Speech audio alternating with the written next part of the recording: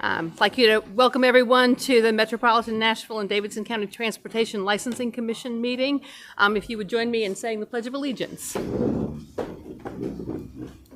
I pledge allegiance to the flag of the United States of America and to the republic for which it stands, one nation, under God, indivisible, with liberty and justice for all. Thank you.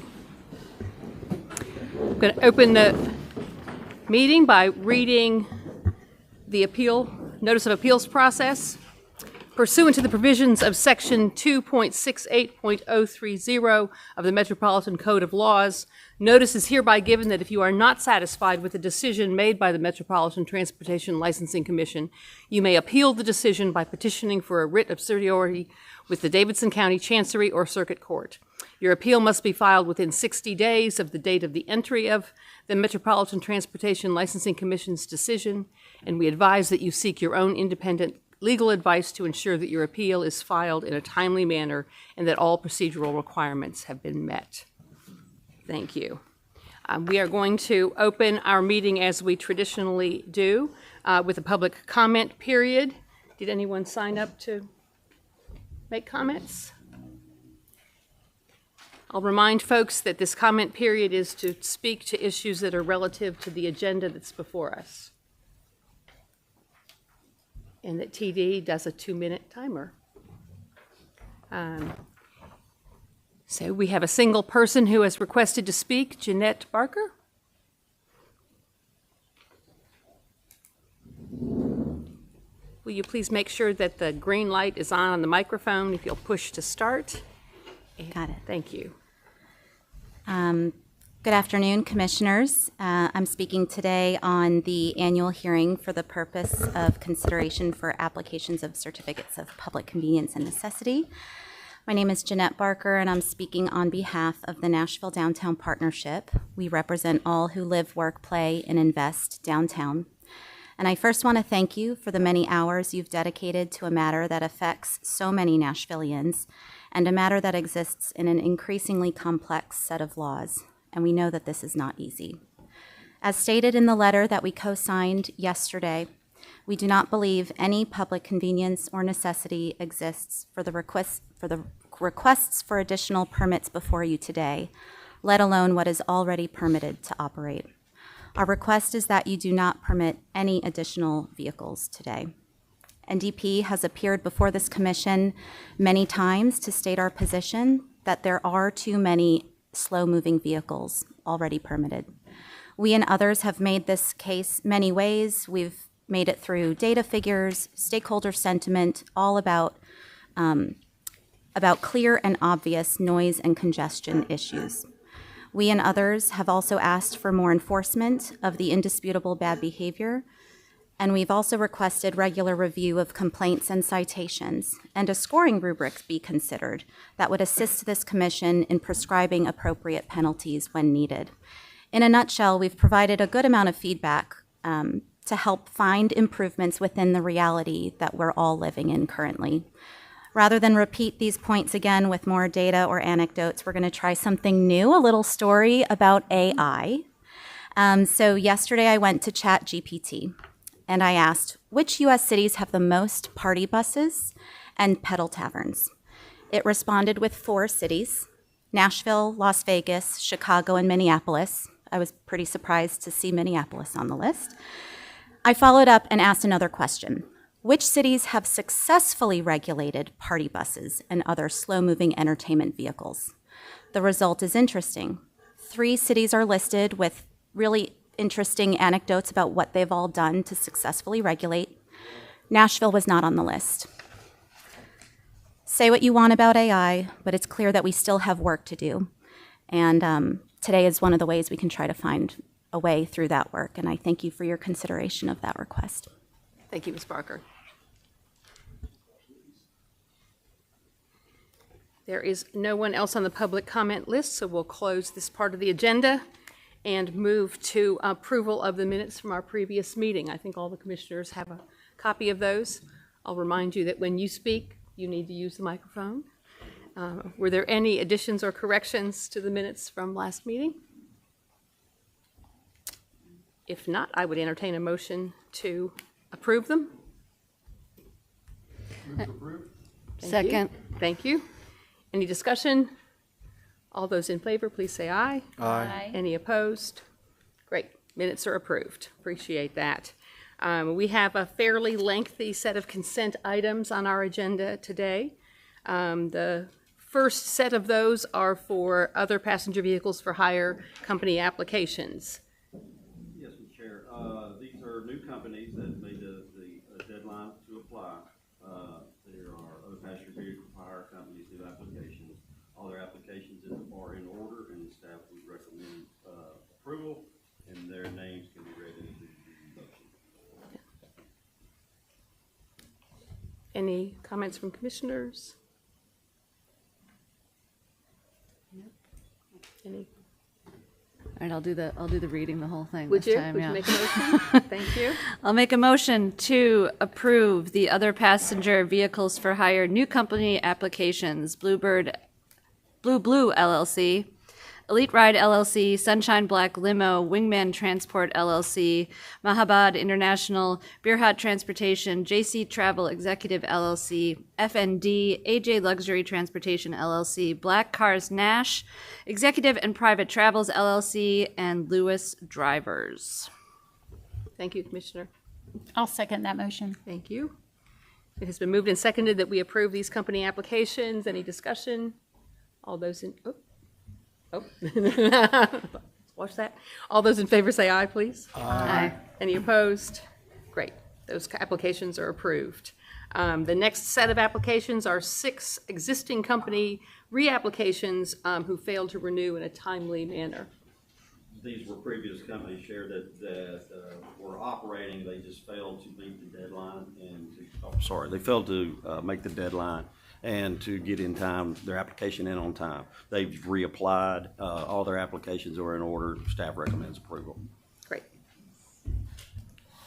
Could I ask a legal question?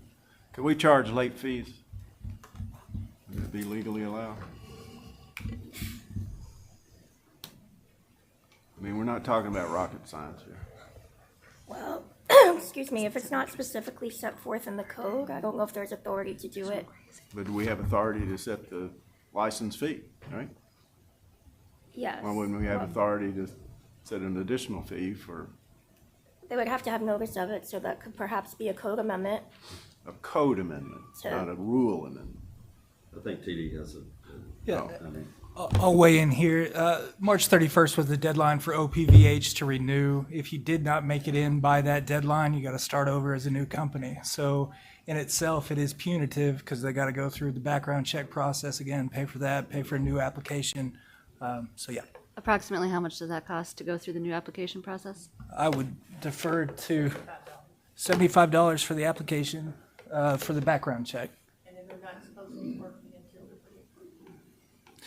And in the case of Uber Black, the permit cuts off. So if March 31st, if you didn't apply, didn't get in on time, didn't get your permit, then April 1st, you're not working until this commission approves these applications again.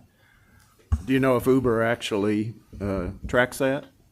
Yes, Uber Black and Lyft Black is the most optics we have on it. And without that permit, they cannot operate. yeah, at midnight on the 31st, they, Lyft and Uber Black, they cut it off and they can't operate until they come back before the commission. Thank you.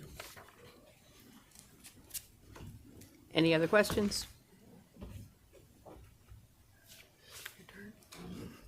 I'll take this one. I move to approve the OPVH existing company reapplication after failure to timely renew for the companies Williams Prestige Transport LLC, Fly 13 Black Limo Service, Upscale Journeys, Three Guys and Bow Ties, J-Rod or J-R-O-D, Transportation LLC, Affordable Nashville Limousine, and Deaf Transportation Services.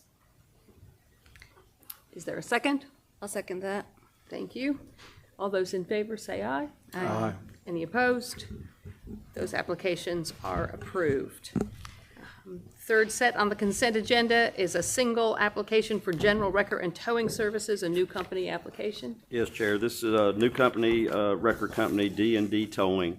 As you know, general record applications, they have to be a record company for a year before they can apply to be non-consent towing. Their application is in order, and staff would recommend approval. Point of inquiry for you, Mr. Rooker. Do we have a number of ideal record companies that we'd like to have? We don't have a number that we would like to have, no ma'am. I guess as long as they're continuing to apply, that there's a demand for them out there. If they're continuing to, we're getting about a new company every couple of months or so.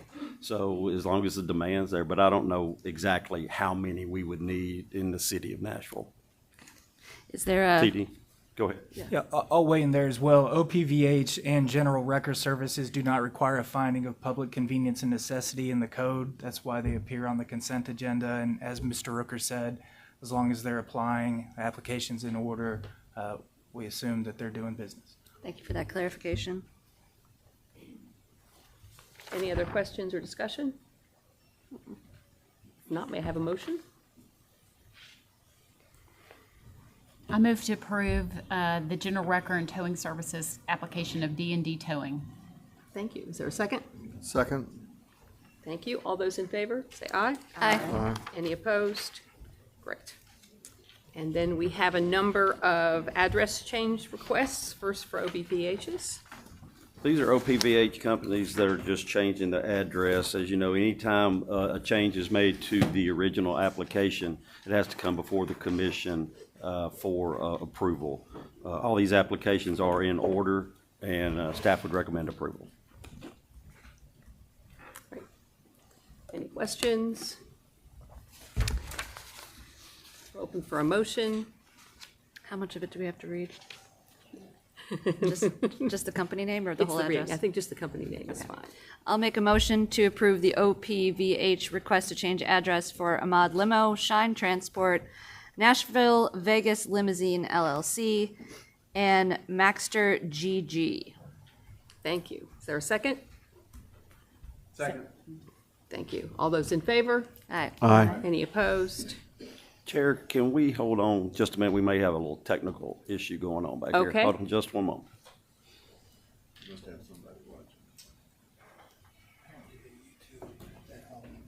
Always the technology.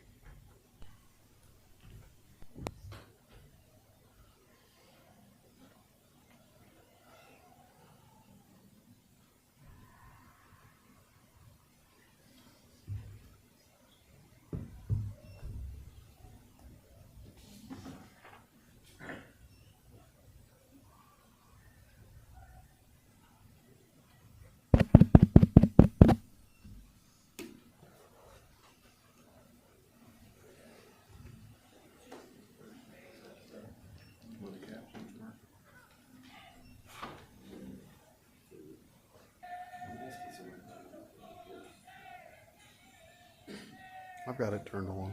I'm getting the audio here. Gross. Thank you for your patience. Working on audio, is that what we're doing? I think we have people that are watching on YouTube are not able to hear Hello. us. We need that. We need them to hear us. Yeah, they need to hear us.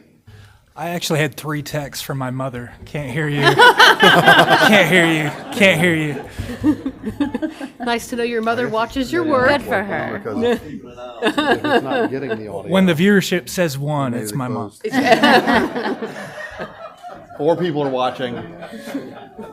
4. Mom and my dad.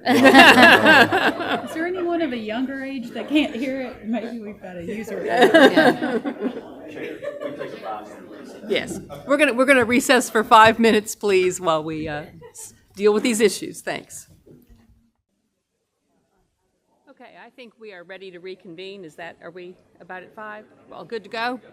Great. Thank you, everyone, for your patience. We will reconvene from our break, and we are now back on YouTube, so that's the important part. We have 2 more items on our consent agenda. One is an OPVH name change for Maxter GG. Mr. Chair, they're just actually just changing the name of the company, and it requires your approval. Okay. You have a motion? Move to approve. Thank you. Is there a second? Second. Thank you. We have a motion and a second to approve this name change for Maxter GG. All those in favor say aye. Aye. Any opposed? That is approved. And the final one is a request to modify ownership for HC Deluxe Transportation LLC. They're adding a partner. Once again, it requires commission approval. All their paperwork is in order, and staff recommends approval. Great. May I have a motion? Move to approve. Thank you. Second? Second. Thank you. All those in favor, say aye. Aye. Any opposed? Great. Mr. Rooker? Next item is just general reminder of the record and towing services in Nashville that are emergency record services, that the application deadline is Monday, May 5th at noon. We just like to do that the month before and just remind the record companies that they need to be in there before. Try to be in there before May 5th at noon. Try to get there on May 4th at some point in time, or just whenever, but try to get there early and so we can get it all complete. Great. That's just a reminder. Thank you. Appreciate that. Okay, and now what everybody's here for. So the next item on our agenda is entertainment transportation. This is the time for our annual hearing for the purpose of consideration of applications for certificates of public convenience and necessity. We will start by opening the public hearing today. We're asking that folks who want to testify limit their remarks to 5 minutes, please, so that we can get that all in. And I will remind everyone in the public that that we're not taking individual testimony about individual applications or companies, that we are hearing from members of the public today relative to the certificates of public convenience and necessity. And with that, I will open the public hearing. Are there members of the public who wish to speak?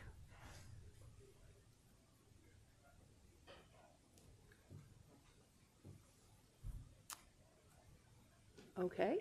If there are no members of the public who wish to speak on the issues of certificates of public convenience and necessity for entertainment transportation, we will close this annual hearing, and we will move to this commission working on its deliberations relative to certificates of public convenience and necessity.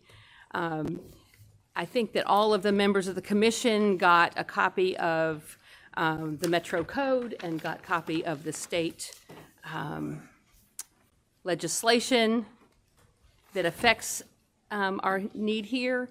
And I will just sort of remind us that previously this commission determined that the appropriate number of certificates that that would meet both necessity and public convenience was somewhere between 35 and 70. We did that last year, and that is recorded in our minutes. This was based on the current information this commission had at the time, and before the Connect Downtown study was completed, which is why I think we chose to do a range. We have now added some little additional information on traffic and that study, among other things. So that will go into our deliberations today about determining the appropriate number of providers and vehicles that are required. I would refer all of the commissioners to the Metro Code, which says that before we do anything, we need to make a prerequisite finding as to what the number of entertainment, transportation, vehicle service providers, and vehicles are required by public convenience and necessity. That's at 6.77030. And so that's going to be sort of our first manner of business today before we act on anything else. Could you also remind us how many current permits there are? There are currently 90, There are currently 89. 89, thank you. Yes, there were 41 ETs, there were 50 sites in. We had one ETV company that did not reapply, and one this commission allowed to change over to I think pedal carriage, was that? Could you repeat that? We have 41 ETs last year, and we have 55 sites in. 50, sorry. One ETV company did not reapply, and one this commission allowed to swap in an ETV permit last year for a pedal carriage permit. So that's why we're at 89 now. And by state law, we're not allowed to reduce the, we can't deny applications for, there are certain guidelines in which we can go below the That is correct. current number. You have to have a disciplinary action or some reason to revoke the permit or to Right. take away the permit, per state law, yes. To stay within that range, can you deny a reapplication and grant a new application for a different entity? To keep the number? I was looking over at legal on this. Pursuant to the state law, you cannot refuse to renew or revoke an ETV permit except for good cause shown in an administrative hearing or due to 6 months of dormancy. So the operator has not been in business for at least 6 months. That's the only way, as of for those permits that were in existence at the time the statute was enacted, which would be the 89. Right.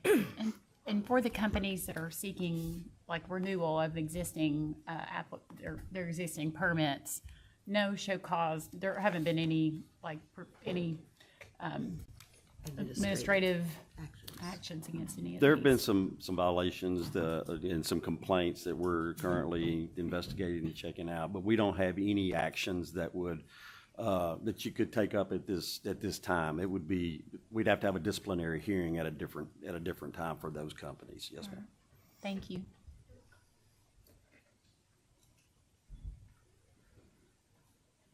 So I will just remind us that we are currently standing as believing that there are, or we have ruled, that the number of certificates we need is between 35 and 70. And we either need to reaffirm that today or make a change before we act on any of the other requests. Thoughts? I have an additional question. TD, what was the recommendation in the, or whoever, in the study? It was different. Was it 40? And then, I've put it up on the screen, and I'm glad to read from it. This is from the Connect Downtown study. The analysis showed that ETVs contribute to about 80 seconds of delay for each vehicle in the entertainment district. As the number of ETVs increases, the amount of delay increases as well. Connect Downtown recommends that the Transportation Licensing Commission consider reducing the number of ETB permits for downtown Nashville. Given the impact of ETVs on traffic operations, our analysis shows that approximately 40 permits would have a less significant impact on traffic congestion. You can learn more in Appendix F. Appendix F was provided to the commissioners in their packet. And a point of information, can you all explain the origins of the Connect Downtown study, why it was created and when and over what time period? We probably can't, but there's a lady that just walked in the room that I did saw an her. excellent job at that. I saw her. Thank you, Ms. Alarcon. Did you hear the question? Yes, ma'am. Perfect timing. I was fighting with my dog in the front yard, and I was losing the battle, so my apologies for being tardy. She would not come in. The study originated, it was actually started over, I want to say almost 3 years now. It was started due to the fact that we were not able to get cars in and out of downtown. Folks were leaving downtown. They were no longer, businesses, I want to say, were no longer staying or renewing their leases.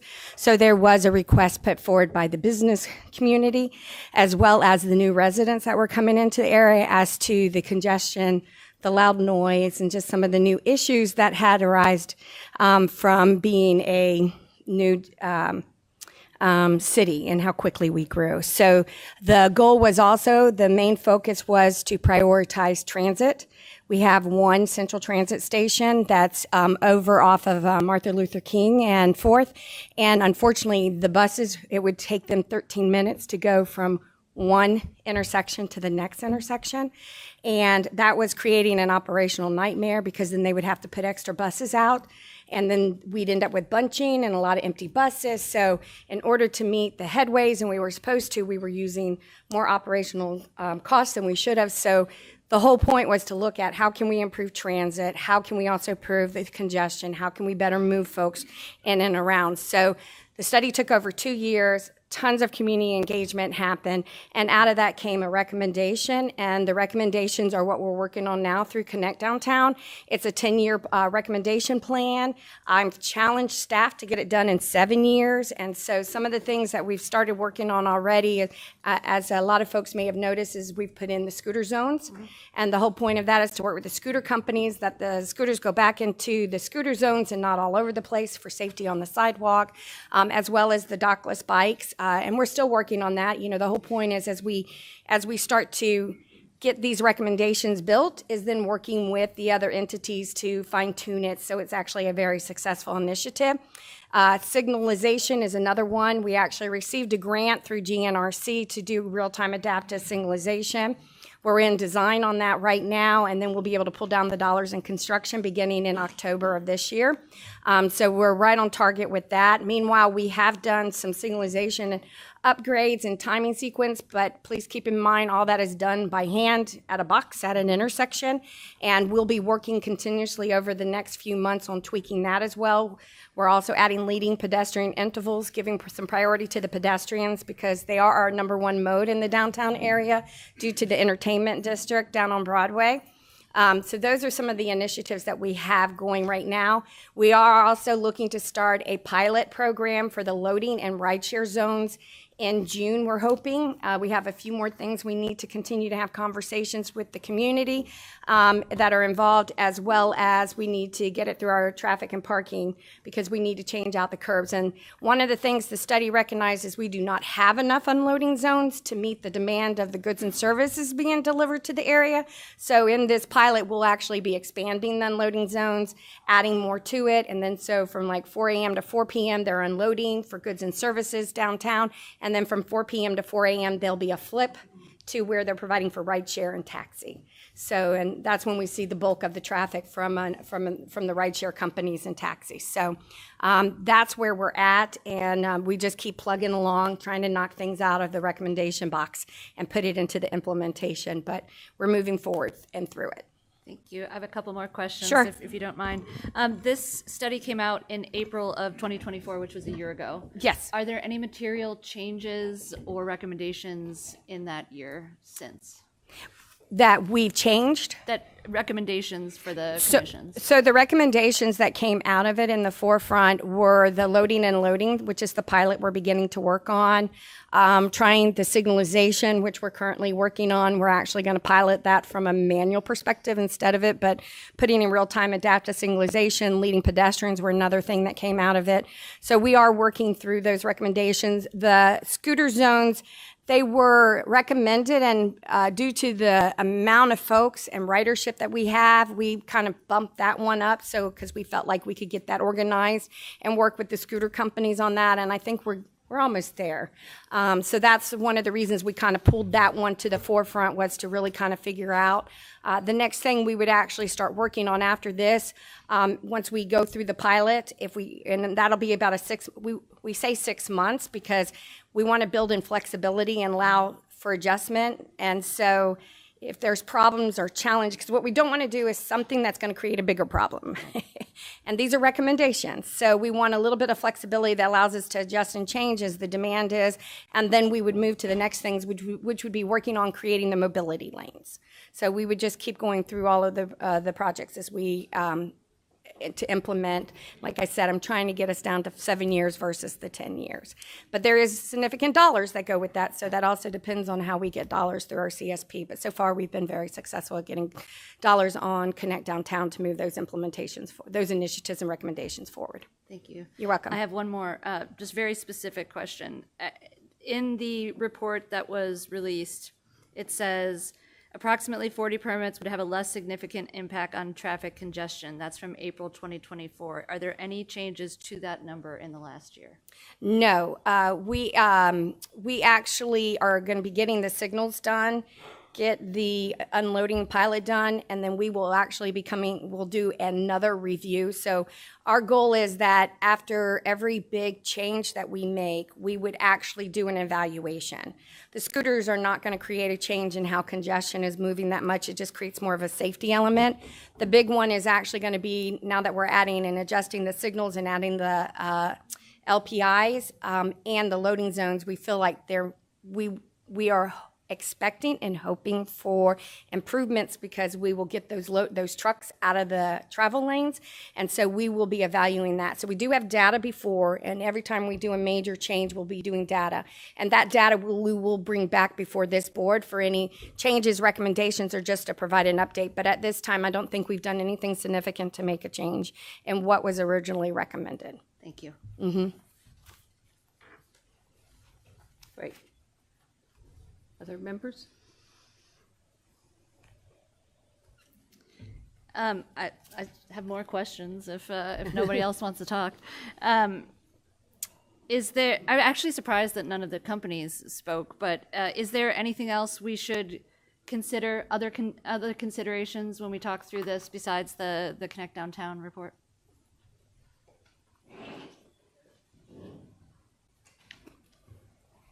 I'm going to turn that over to Erica, if you don't mind. Yes, this Metro Code lists the factors you should consider in making your finding. And that's also set forth in 677-030. There's also additional factors in the TLC rules, 801.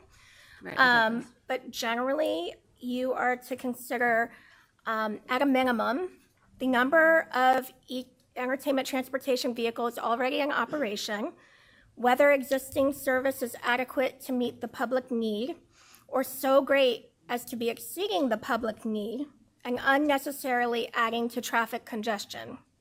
The character, experience, financial condition, and responsibility of the applicant, and other such criteria as may be adopted by the TLC and its rules. So then we go to Rule 801C, where you did adopt some additional considerations. The first three address what's in 677-030, but you're also to look at the applicant's history of violations and or citations of alcohol laws, noise violations, Hub Nashville complaints, and other non-compliant behavior. Ability of the applicant to comply with the laws and regulations, including equipment and service proposed to be furnished. applicant's financial responsibility and condition, safety of the public in the operational area, the probable effect of increased service on local traffic conditions, traffic flow, and compliance with the existing noise ordinances, which I already mentioned. Thank you. You're welcome. I'm sorry. You may not.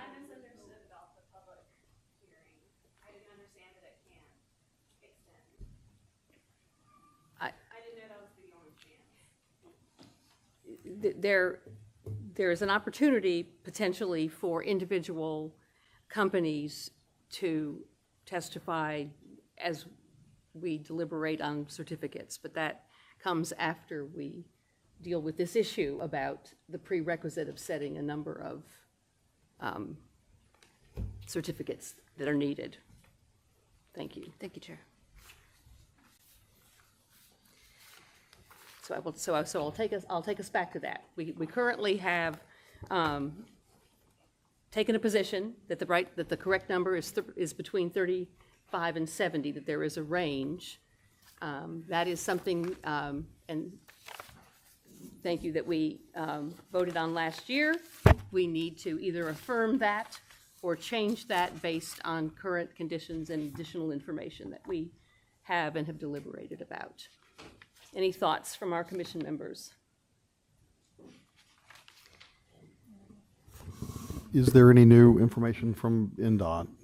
Any updated traffic studies? Anything that would change within the signalization, for example? Not at this time. We haven't done enough of those, implemented enough of those recommendations that we feel there would be an improvement in the traffic congestions or flow. But once we start implementing this and we start getting some of the new signals out, we do the pilot, we feel next year we'll have some opportunities to bring back some information and evaluation on the programs that we've been implementing and how that has been impacting. And it is our hope, and we do believe, that some of these improvements that we'll be making over the next 12 to 24 months is going to have a positive impact. It's just it takes a while to design and then purchase and then get it engineered and get it all done. Plus, with the community engagement we still need to do, it's not something that happens very quickly. If I could just add, I know that this came before y'all in April of last year, but after y'all did, we had to take it to council. So it was actually later on in the year that it was approved by council so that we could actually start funding it and moving it forward. The study itself. The study itself, So it yes, was ma'am. not presented to us in April of last year. Yes. Yeah. Well, and I will say that Commissioner Claver and I were not on the commission at the time that the former goal was, was, I guess, set before the Connect Downtown study. So it seems like since we are not doing, I have not done any independent study to come up with a different number than 40, I'd be inclined to make a motion that we set the ideal number of permits to conform with the public convenience and necessity at 40 permits. Thank you. So there's a motion on the table that would find that the number of certificates of public convenience and necessity based on the Downtown Connect study and traffic congestion and the information we have should be at 40. Is there a second? I second that motion. Thank you. We are open for discussion. Commissioners? I guess with moving to 40, where we have 89 today, it would further limit. It doesn't give us an ability necessarily to reduce from 89 to 40 Because of the state law, that's because true. of the state law. But certainly if one or two or three over the next decade became available, it just means that those are retired, Correct. I would assume. I think that's right. Any other discussion?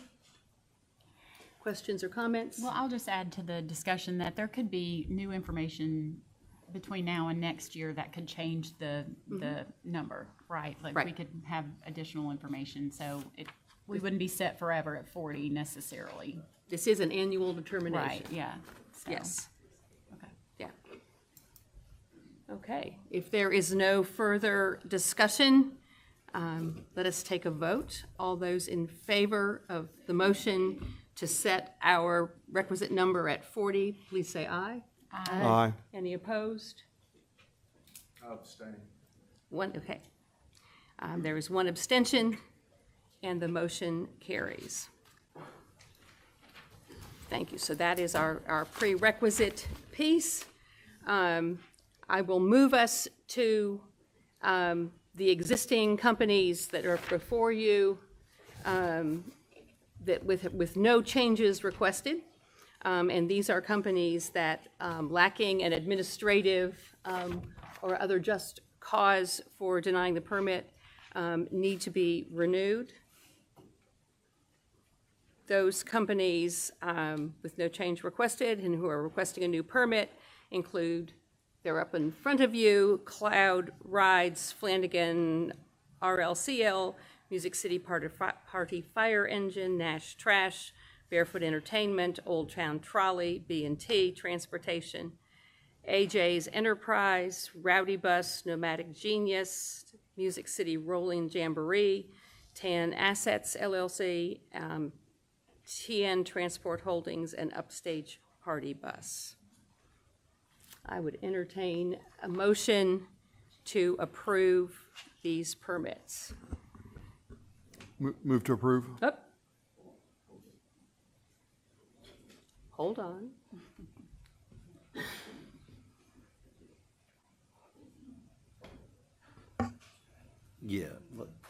Let's.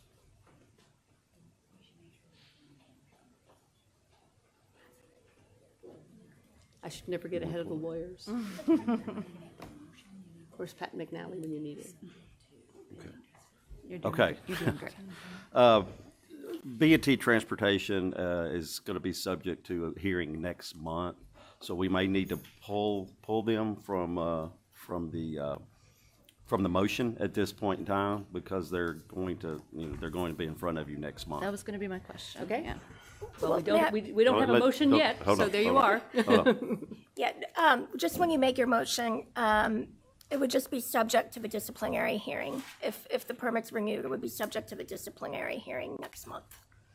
Are there any other disciplinary hearings outstanding that we need to know about for the existing companies? Not at this time. Thank you.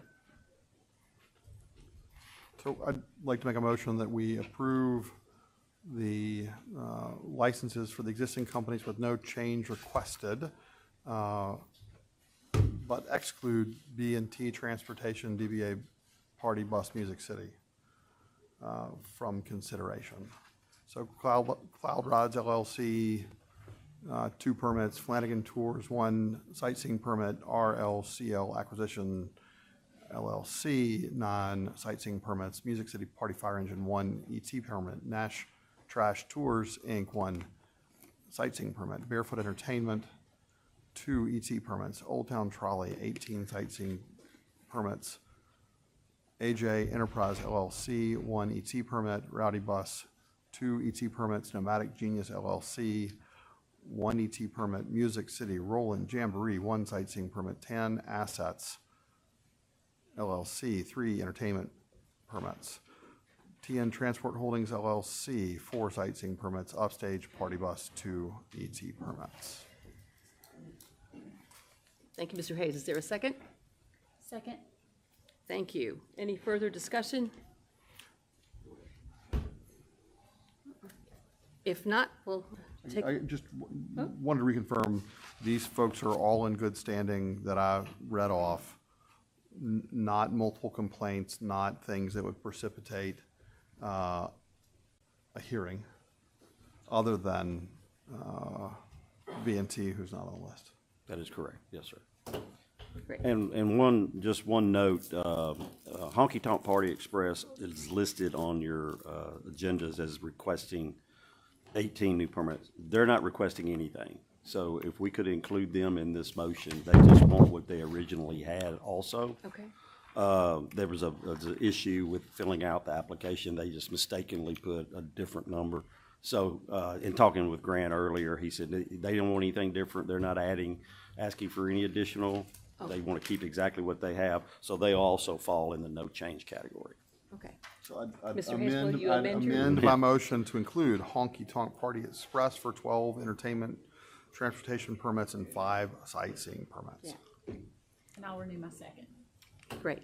So first we'll vote on the amendment. Sorry, that's what we do. All those in favor of adding honky tonk to the amended, to the motion, vote aye.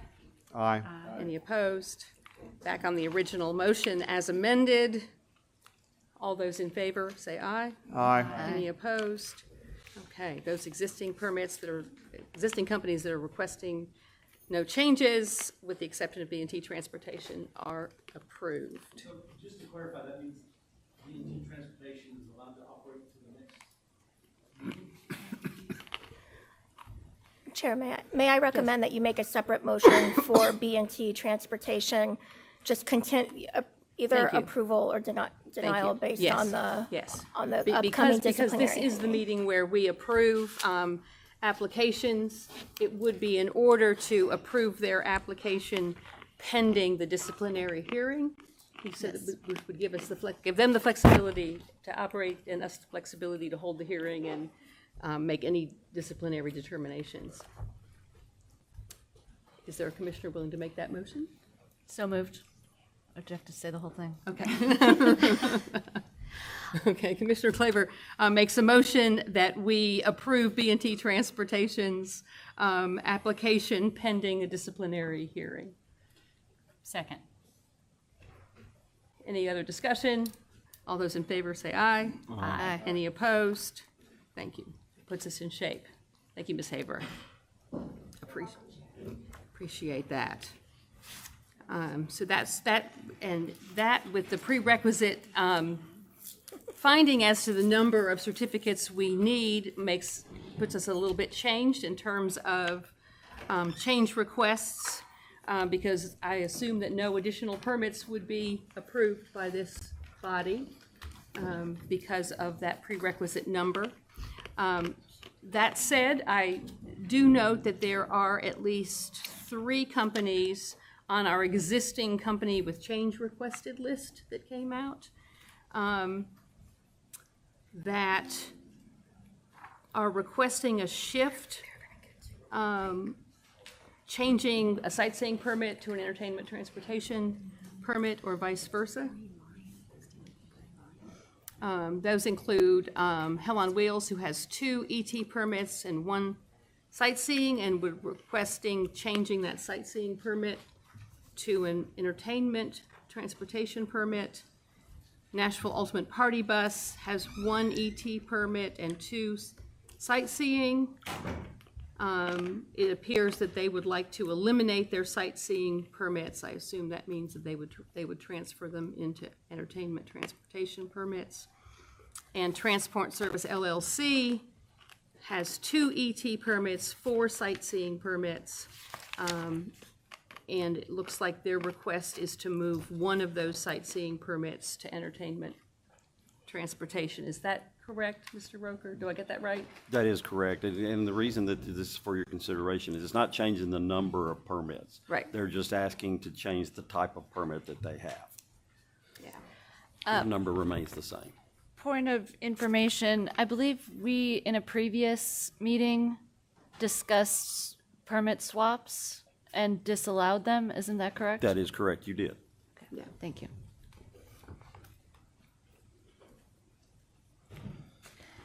Is there any new information we should consider when considering the swaps? There's no other information that we have. It's just a consideration as to whether or not you want to allow a company to have 2 ET permits versus a sightseeing and an ETV permit. But we don't have any information different than your previous decision would change.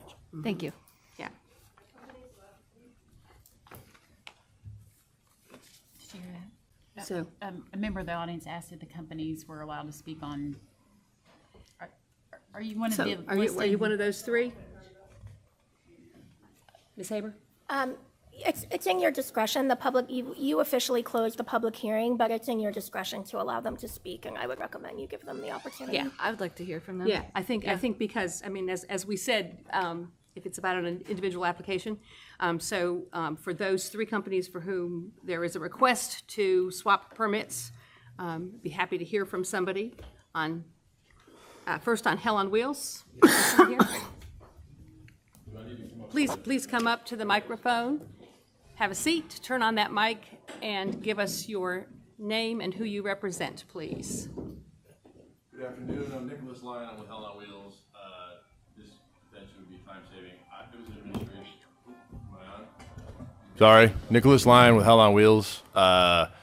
It was an administrative error. I'm totally fine, not requesting any changes. So my apologies on the mistake on my part. So I'm not requesting any change. Totally fine with the 2 ETVs, 1 sightseeing. That was my administrative error. Okay. So apologize for that. Thank you. Appreciate it. Nashville Ultimate Party Bus.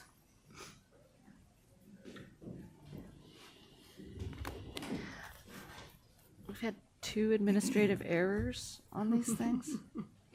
So far. When they fill out their application, we take their application, and if they write something down wrong, we're not going to go, oh, you sure do, we're thinking they're trying to make a change. There's no reason for us to question what they put in their application, so. Because they make change, they try to add and take away from or whatever. When so did you receive the applications? we would have to check in the application itself. Deadline was March 5th. The deadline was March 5th. Just seems strange to have 2 of those already, but okay. I'll reiterate, I wrote down exactly what they wrote down. Thank you, TD. Thank you. I'm sorry. If you'll please make sure the microphone's on and give us your name and who you represent. My name is Heather Cormier, and I'm with Nashville Ultimate Party Bus. We've been in business since 2018. I know we have a couple new faces here, so I'm just going to kind of back it up just a little bit. We were part of the initial meeting to decipher who was getting what. Sightseeing wasn't even a glimmer in my eye going into that meeting. We were given basically 2 minutes to decide my fate, like how many ETVs do you want, how many sightseeing, and at the time, the ETVs had to be enclosed, which during that meeting, I had no idea how much that would cost, so we chose 1 ETV and 2 sightseeings just because we just didn't know. We were given 0 time to look anything up, to prepare.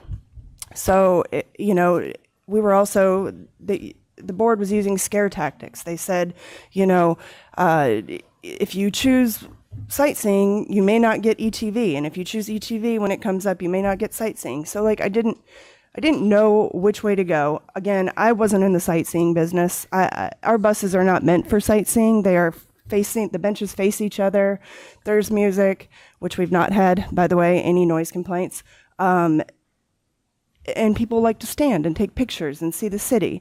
So the sightseeing for us it wasn't working with our vehicles, but I had to choose based on we had to enclose our vehicles and what that would cost us. So I just feel like that was unfairly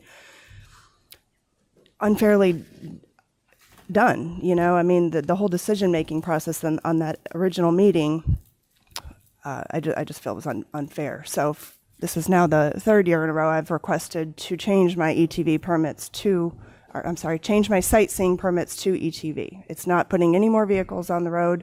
We are complying with the music. Like to my knowledge, I don't think Hub has complained. Maybe they do. I don't know. I don't get those complaints. But we are doing everything the way we should. And I just would hope that you guys would understand that it really affects our business. When I had 5 vehicles, you cut me to 3, and now I'm down to 1 ETV when there's other companies running 12 and 18 and however many they have, and we were the second business back in 2018 to even have these open air vehicles. So I just feel that it's unfair that I just have 1 and others have multiple. Can you, point of clarification for you, when you say you had 2 minutes to decide, can you tell me more about that? Yeah, so it was a meeting just like this, and they called each company up, and they said, they went through, I think it was sightseeing first, to my knowledge, and they said, how many sightseeing permits are you applying for? Well, we weren't in that business. We were in the party bus business. So I said, I have 5 vehicles, and I'd like 5 permits, but they said, if you choose, 2 or 3 sightseeing, it doesn't mean you're going to get an ETV. So it was just like, oh, well, how do I decide? And this, you're making me go a whole different avenue with my business that I don't even know would be successful. I'm not in the hop on, hop off stuff. I'm not. First of all, we're not even allowed to stop at the Ryman. We can't stop at the Music City Center. There's no places for us to stop that we don't get ticketed. So it's just, we're not a sightseeing, they're not sightseeing vehicles. I don't know if that answered everything. It does, but thank you. okay. Thank you. Any other questions? You said you had 5 vehicles, but you're only running Yes, 3 of them? correct. I was only awarded 3 permits. I'm still paying insurance on 5 and lot fees on 5. But you're requesting an increase from 3 to 5?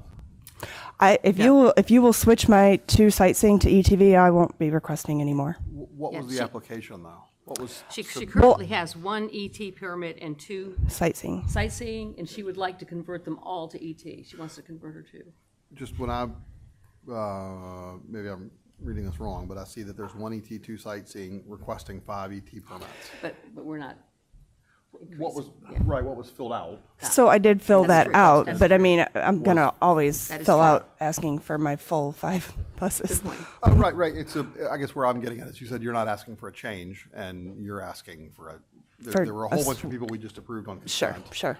I that guess had I no didn't change. fall under that because I wanted to switch my, Yeah, but you'd ask to switch and to increase.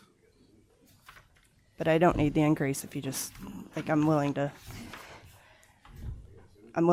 let that go if you can just give me 3 ETVs. So here's where I struggle. I believe you, and I'm sorry that this is your reality, right?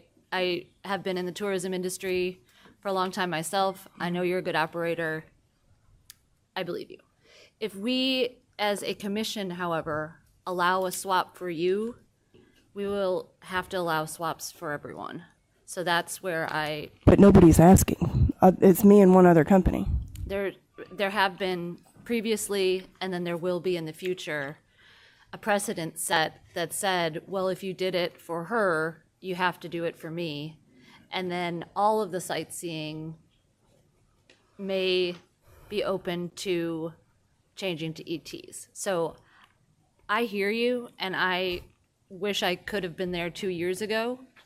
But that's where I hesitate, because there are not great actors who could also switch their sightseeing to ET. So that's where I struggle. Any other questions or comments? Thank you. And Tennessee Transport Service, Joyride? I'm on there to the Redneck Comedy Tour. Could I say a few words in that segment, please? So I requested it. just showed that your application was for an additional sightseeing permit? Yes, And we're ma'am. not really talking about additional permits at this point. We're on the swap. Oh, I apologize. Yeah. Are- I'm looking for additional. I thought that was all. Okay. Okay. So are you're with Joyride, and what we're considering now is your request to. Oh, you're right, you were looking. I think you have all the companies that have asked for swaps. Okay, okay, thank you, Yes, sir. sorry. Okay. Commissioners, so we have on record in the past that we had not approved swaps, but this is an annual application time, so just wanted to re-raise that with folks. Is there any? I have a question for Metro Legal. Are we able to do a swap, say for Ultimate Party Bus, and then say that going forward, we will not allow swaps? Like, can we set hey, there's a time limit where you can apply for swaps, and then after that we won't? Because I agree with her. There's, there were probably some things in the past before Commissioner Penley and I were here that sound very frustrating. But I also do not want to open up a can of worms for, swap-a-palooza. I do think we have some things in our rules that address this. Ms. Haber, I'm looking at sort of paragraph B in our rules. Thank you. I'm trying to get up there. Is it Rule 800? You understand the question? Like, I don't want to. Yes, but I think we have some things in our rules about the difference between sightseeing and ETV and our considerations about that might be relevant. Just Thank you. yeah.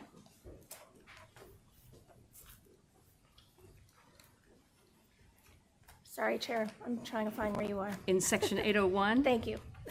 Sorry. No, that's okay.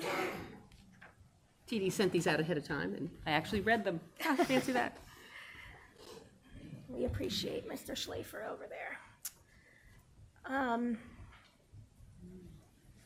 Okay. Okay. I'm with you now.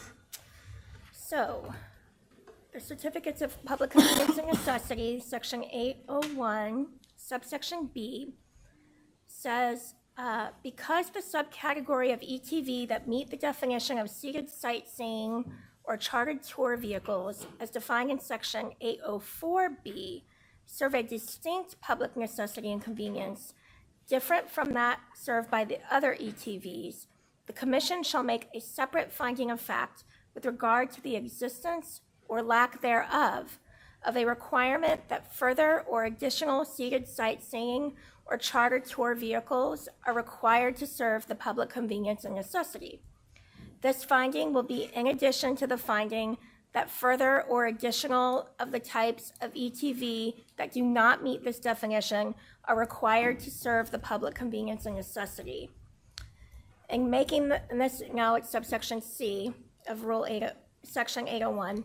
In making the finding for the award of a certificate of public convenience and necessity, the TLC shall at a minimum take into consideration, and then it lists the factors that I read to you earlier in this meeting.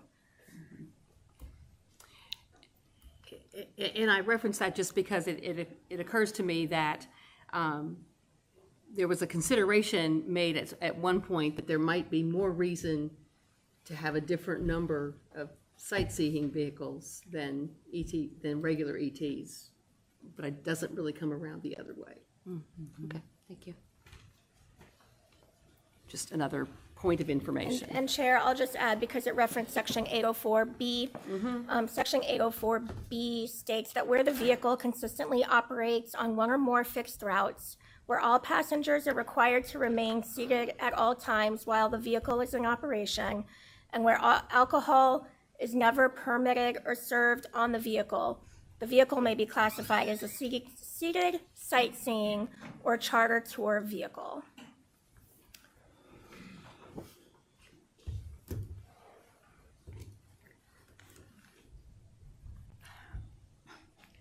I'm looking in the Hub Nashville complaints for Ultimate Party Bus, and it does appear that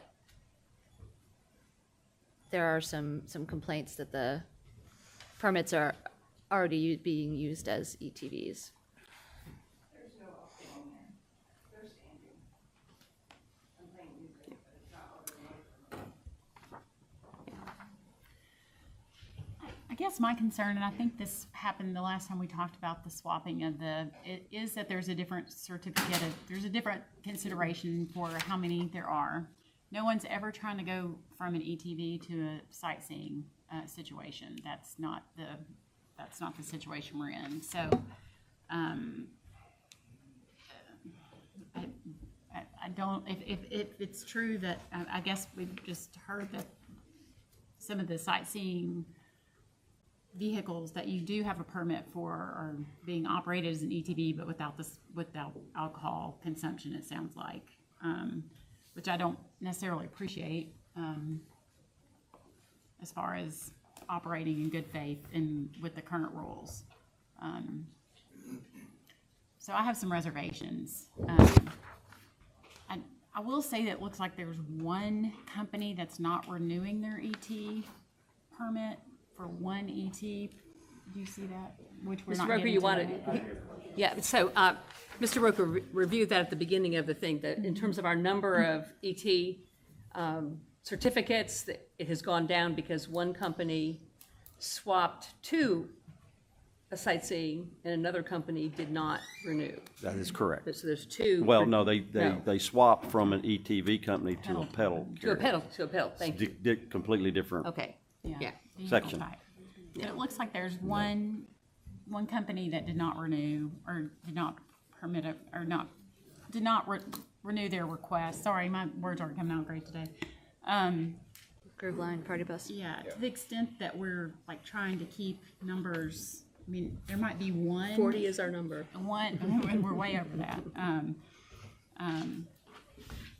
just trying to see if there might be one, instead of two swaps, there's one for the one that is gone and we. So I appreciate that where, again, I'm new to this commission and don't have responsibility for what happened in the past, but I appreciate what you said. And I'm also, on the other side of it, there are complaints that they're already being operated that way, which I don't love.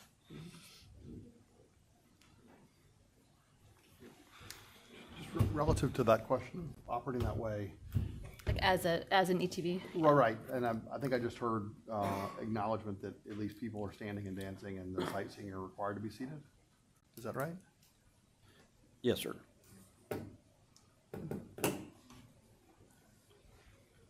She currently has one citation that has been served upon her for that very thing, so just FYI. Yeah. So this commission's current posture has been not to approve swaps. We brought it back up at this meeting because it's an annual meeting and there were new applications that made those requests. And so I think the question before us is there any interest in modifying this commission's posture on swaps? I don't think I'd like to do that today, but I'd like to talk with some of the companies and see how, I know you're trying to run businesses. So I'd love to know how we can do it in a way that makes sense. That's not going to swap everything from sightseeing to ET, because we don't want that. But I'd be open to talking with the companies in Metro Legal for a way that is a common sense approach to that swap in the future. Thank you, Commissioner. Mr. McNally? Yeah, I have a question. The Grove line that is not renewing, it says one ET, that's an entertainment vehicle? Yes. Okay. What's interesting from my own observation today is that unlike a lot of requests to make a swap, today we have one company, we have a slot opening up.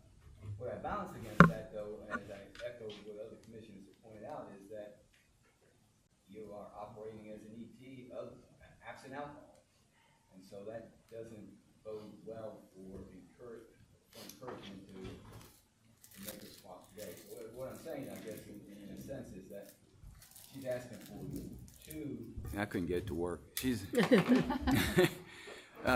There's a request for two. I'd almost be in favor of moving one of the sightseeings over to an ETV because we have an open slot. But on the other hand, I'm balancing that against the fact that Nashville Ultimate Party Bus has a citation already, I guess, for operating as an ETV. Is that correct, Mr. Rooker? Yes, sir. Okay. I guess, point of clarification, we don't have an open slot because from a convenience and necessity standpoint, we established, maybe you were here, maybe you weren't. But just No, I heard we're down to 40, but. Down to 40, so there's not an open slot. But there's also the state law that says we can't reduce the numbers. No. We can't it says take we permits away. You can't So, take permits yeah. But if someone chooses to give Right. up a permit, So, that does get us closer to our. so the only thing I'm saying is there's a distinction from other times when people came asking for a swap because one company is not seeking to renew their one ETV permit. So I'm not sure that there's interest from other commissioners in this, but would you be willing to give up one of your sites? Would you be willing to reduce the number of your 3 permits total to 2 if you could basically swap 2 sightseeings for 1 entertainment and reduce the number of your permits to 2, but you would have an additional ETV license? Okay. We don't have a license together. Well, Yeah. it would achieve the overall goal of reducing the overall number to closer to 40 if she were to. So that was where I was. yeah, I'm trying to be creative. We're all help trying you to be get where creative. you That's right. Want to be. Yeah. I'm just one No. person with an idea. I don't know if anybody else. Is there Make a any phone call. commissioner who wishes to make any sort of motion relative to this? If Well, not, if she's calling her partner. I'll say we roll her down a few spots. Yeah, I agree. so I think we are pretty much through with entertainment transportation. Chair, Yes. I believe the applicant, Hell on Wheels, stated that he's not making any changes, so Oh, thank you. you're welcome. Yes, yes. So, Hell on Wheels was not part of our original motions because we thought they were requesting a change. They are not. So they currently have 2 ET permits and 1 sightseeing permit. They fall under our state statute. For existing permits, I would entertain a motion to accept their application for this year. I'd move to approve Hell on Wheels renewal for their license for 2 entertainment transportation permits and 1 sightseeing permit. All those in favor say aye. Aye. Very good. We have discussion on that or no? Oh, you want discussion on their permit? I just want entered into the record that they have 6 Hub Nashville complaints. Okay. There's also 3 companies listed at the Thank bottom you. of page 2 that have never been acknowledged. Thank you.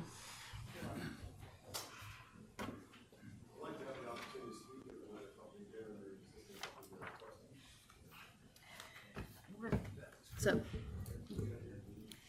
So we're moving Hell Our- on our Wheels. pub- yeah. Different category. We're Different moving on to a category. different Yeah, we're moving category. Hell We're on not Wheels. finished. Go ahead, TD. Just confirming, the companies requesting change have still not been approved, even if for no change. right, right. So just kind of trying to do my swaps, and now we'll move on. Existing companies who requested additional permits, but who at least need the renewal of their existing permit. Let us go ahead and act on renewing their existing permits in compliance with the state law. And those companies that have not been acted on at this point include Big Green Tractor, Extreme Experience, Gray Lion, we took Honky Tonk, didn't we? Sorry, yeah. Party and Ride, the Redneck Comedy Tour, Yeehaw, Party Bus are those that have existing permits that can be renewed. And Joyride. I think we got you. Yes, thank you. I saw Tennessee Transportation Holdings twice, but one time you were cruising and one time you're Joyride. I apologize, yes. So, is there a motion to approve those existing permits? Did any of them want to? Yeah, do they want to speak? These are existing, okay, okay. We're talking about approving your existing permits. Anybody wish to speak from Big Green Tractor?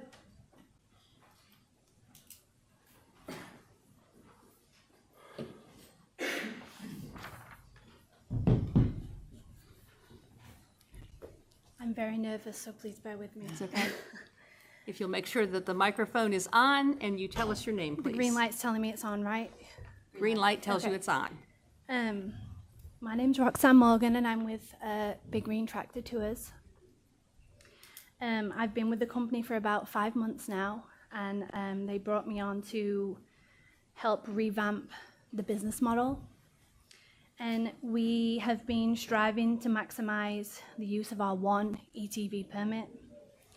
Our initial plan was to utilize this permit for sightseeing tours during the day and then transition to ETV in the evening. However, on February 25th, I went to a meeting and Mr. Rucker had mentioned that we cannot use the ETV permit for sightseeing anymore. And so that has really thrown our business for a loop, because now we cannot do sightseeing tours anymore. And I want you guys to know that we want to abide by your rules, so we stopped, but that's really, it's affected us tremendously. Unfortunately, our business cannot thrive on one single ETV permit, and I am diligently working on revitalizing our company to do so. We urgently need a sightseeing permit. I know it says one sightseeing and one entertainment, but we really, really need the sightseeing permit. Just one. I don't want to ask you for 10 or 5. We just really need one. This is crucial for our survival and for the well-being of our families and to remain competitive in the market. We will not be utilizing a tractor this season. We are uncertain about future plans in this regard also. I have recognized that relying solely on a tractor, we've realized that a lot of people want buses as well. They're not necessarily just wanting to ride on the tractors, so we've realized that's kind of a restriction. So we are not operating a tractor right now. Our goal is to provide something for everyone. As a mother of 3 young boys, I always want to prioritize memorable experiences for families and visitors in Nashville. We love going on tours whenever we travel, and we want to offer the same opportunity to families visiting our city, including the ones with grandparents and children eager to learn about the rich history of our amazing city. People love Nashville, and they love to go on tours and see the city the way that I believe tours are a massive asset to Nashville. We have a very large demand, and it's very difficult to turn away customers because we cannot accommodate them with just one ETV permit. In conclusion, I kindly ask for your support in granting us just the one permit so we can continue to provide meaningful experiences for our community and visitors alike. I know we have multiple families relying on one permit, so we really need just one more, and I just wanted to say thank you guys so much for just listening to me and hearing me out. Thank you. Any questions or comments? Thank you for being here. Thank you so much. I have a question. Oh. I do have a question. Just, you said that you started 5 months ago with. I think roughly 5 months ago, yeah. Can you talk about over the last 5 months, the tours that you guys have led? So are you guys actively driving and touring, and are you using a tractor, or We are not using a tractor right now, no. You're using a bus? Yeah, we have a bus. I think, was it you that came to inspect the vehicles? Yes, ma'am. Yeah. They have a bus. It has been inspected. Is it enclosed? It is enclosed, actually, yes. It doesn't look very enclosed. I have a question as to, I totally understand from a business perspective how an additional permit would be helpful for everybody in here. We understand I that. understand that, of That course, yeah. unfortunately isn't the task that we have to consider. It's the public convenience and necessity. Do you have what can you tell us that an additional permit would add for the other people in Nashville? I mean, I'm giving you a chance to make your case as to why, for other than your own company, how it's going to be better for everyone else. What you're bringing to the table here for the people in Nashville. Personally, I think that there is so much more to sightseeing and families and grandparents and children and being able to accommodate them. Me personally, I don't drink or anything of the sort. So if I'm going to travel with my family and my sons, we always get on a bus and do a tour. When I take them home to London or wherever we go, I think there's something just special and unique about families being able to take tours rather than just the party, which partying is is great in and of itself. I know that that's big of what Nashville is. But I think that the sightseeing is also very important, and just being able to show people the rich history of Nashville. People want to know where Morgan Wallen records his music and where, you know, Elvis Presley recorded a song. And I just think that that is so important to be able to bring that to the visitors as well, is just show them the history of the city. I think that's very important. I think it's very beneficial for Nashville. I agree with you, and I sympathize with you, and everyone looking for more permits. Our struggle today, I got here last year, and we are trying to balance the needs of small businesses, which I absolutely sympathize with an industry that has, I think, according to these studies and quality of life in Nashville, has gotten a little bit out of control. So what I would encourage everyone in this room to do, you know this business, these operators better than anyone else. If there are bad operators, let Director Rooker know. If there are people doing things that they shouldn't be doing with their permits, let us know, because we cannot take away permits and give them to anyone else unless we know what's going on. So that's what I would encourage you to do, is just, we want good operators. We want good operators like you. Not everyone is. And we can't be everywhere with our eyes and ears out all the time. Mm-hmm. Thank you. Any other questions? Thank you for being here. Thank you so much. Extreme experience. Did you get that?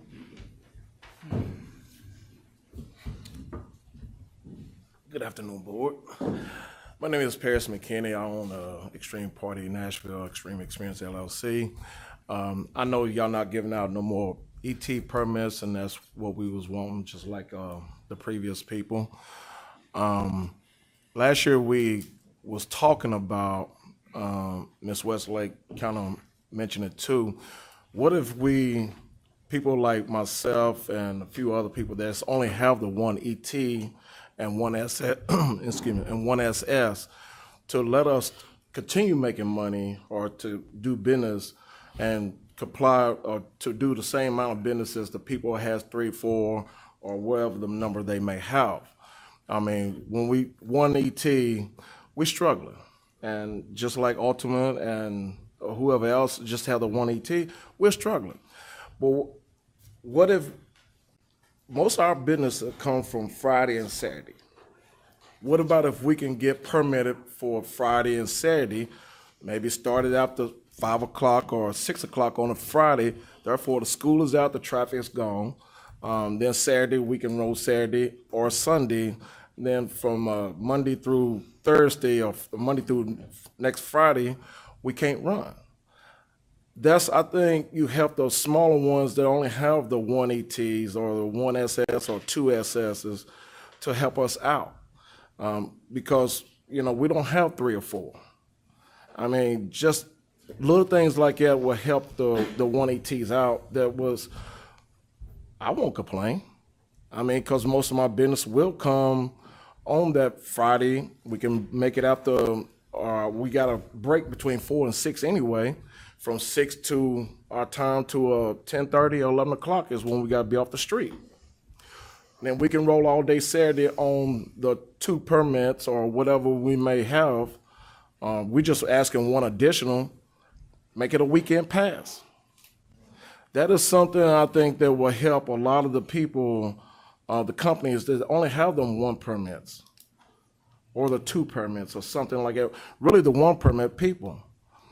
It's giving us a chance to play in the game too and not truly hurt our business to where we're about ready to fold.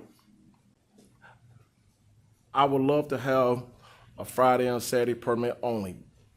JD and Mr. Ruck, they can on the pass, they can make it sure that it's a Friday and Saturday permit only. So, and when NDOT come flying around and they look at it, okay, they are legal because it is Friday or Saturday. That's going to help us out. Other than that, I got 1 and 1. I'm happy with it, but I would love to have that weekend pass. We talked about it last year. It was close to getting passed, but the board didn't have enough to have a total vote on it. Yeah, it is, I think we did some research last year, as I recall, and you can correct me, Ms. Haber, but I think that it would require Metro Council action to give us permission to develop that kind of a permit. The research we did kind of showed that we don't have the authority to do that. We would need Metro Council to give us the authority to issue that kind of a permit, a different kind of permit. Okay, because Extreme is in the same situation as Ultimate. You know, we want to get some more ETs. Yeah. We just looking for one. I do know that y'all just said y'all not going to give out any more. But if you reconsider, especially for the people who has just one permit, and it's not a lot of us in here, if we get 2 ETs, we'll be happy. You won't hear, I know, from this company no more. Then we I just really want y'all to really consider that, because we are struggling on the 1 ET. Thank you. Yeah. Oh, thank you. Yeah, yeah, thank you. Appreciate it. In the interest of time, we're going to try to keep our comments to 5 minutes. Thank you. But that's how we started out today. We'll kind of keep going in that direction. Gray Lion, anyone?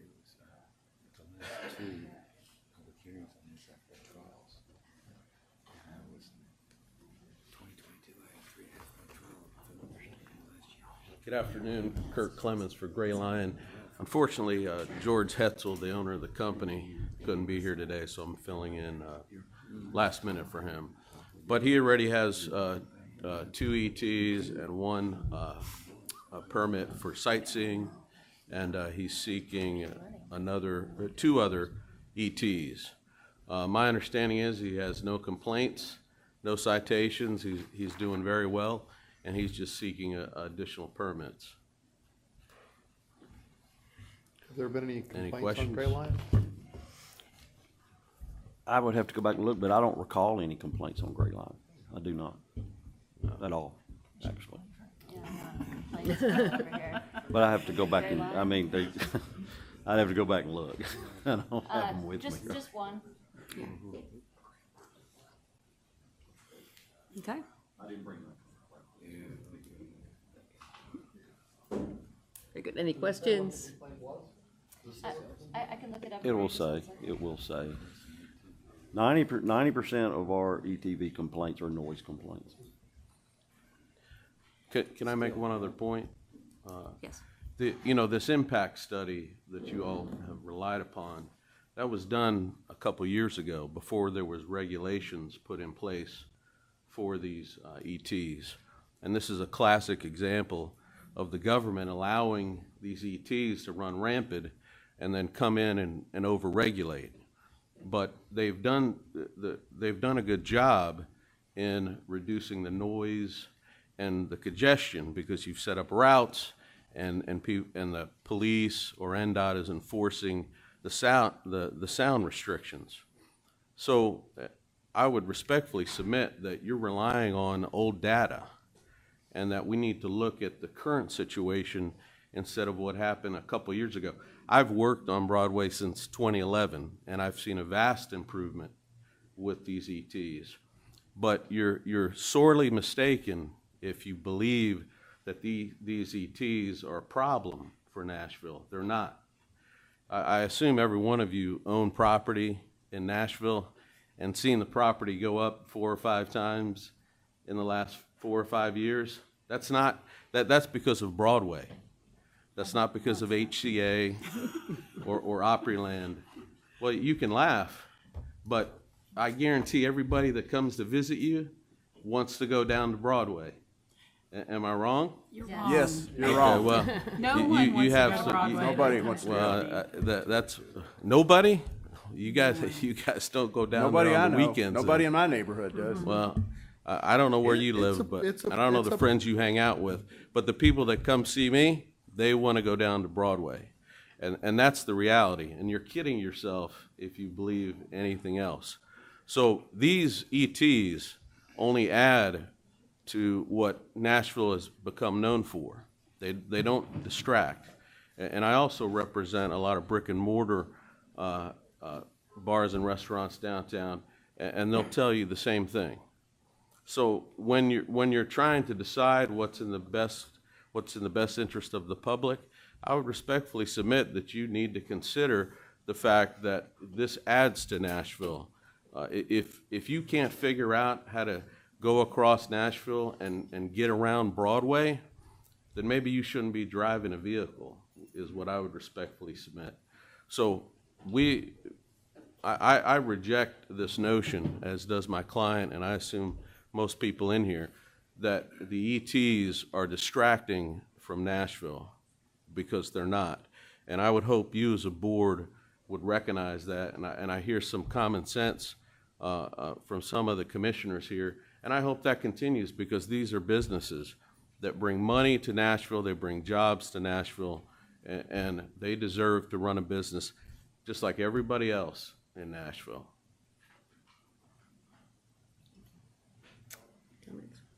I am curious, Mr. Clements, Yes. where do you work on Broadway?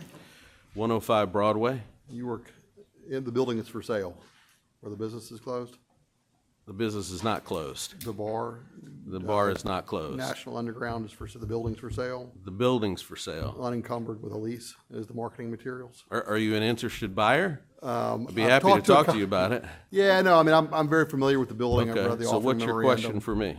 I was just curious where your office is. Yeah, 105 To understand Broadway. better your traffic flow. And where do you Yeah. park? Where do you park? I park in the Four Seasons. You park in the Four Which is a good example. Yeah. I park in the Four Seasons, and I get to my parking place by avoiding Broadway, and when I leave, I avoid Broadway. It's not that hard. Yeah.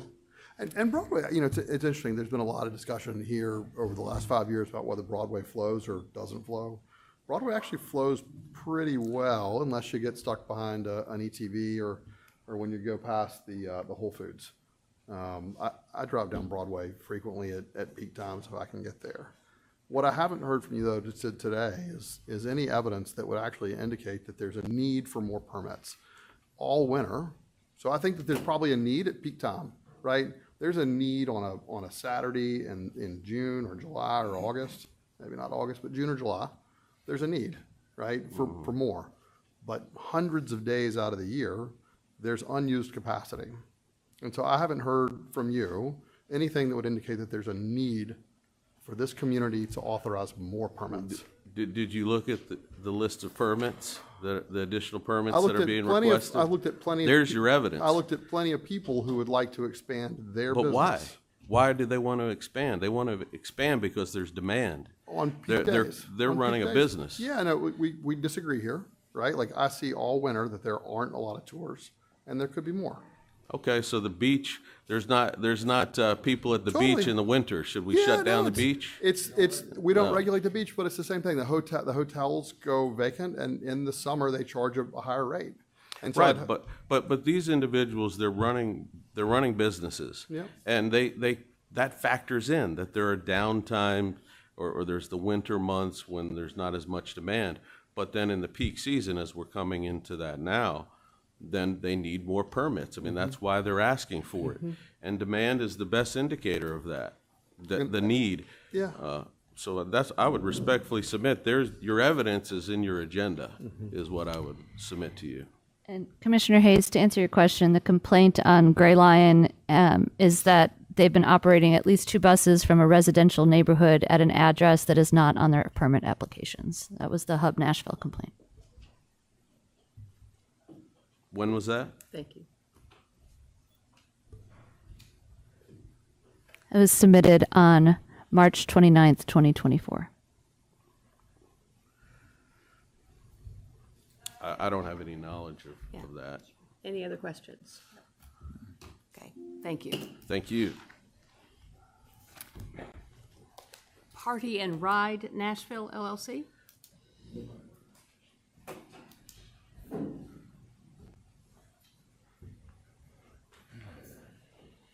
How you doing? My name is Derek Mayberry. I'm with Party and Ride Nashville. We already have one permit. I'm 100% with what Paris was talking about as far as having that weekend pass, how it would help the business, help us stay alive out here. So that's all I got. I have one permit, but I am seeking more.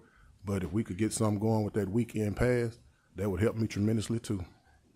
Great, thank you. Any questions, comments? Great. Redneck Comedy Tour? Yes, ma'am. Thank you.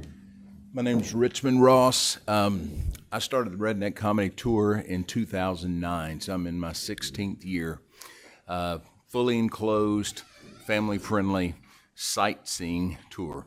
I've had 3 buses, and when we first started these meetings, Billy Fields, I spoke in the early part of that meeting, he asked, will you please consider running with 2 until we can sort all this out while everything's crazy. We were fresh out of COVID. No one really knew what was happening. And in the spirit of being a team player, I said, sure, I'll run with 2. So I've had my 3rd bus sitting there. I board and have always boarded by the Opryland Hotel in that area off McGavick Pike. Where it's hurting me is when the National Barbershop Quartet Convention is in town, and they need to have 90 seats, and they call and need somebody to accommodate them. Where I used to could pull that off, I can't anymore with 2 buses. Same as the National Turkey Callers Convention, all of that type business where they need 3 buses at once. That's where I've really felt it. I didn't speak up because I wanted to be a team player.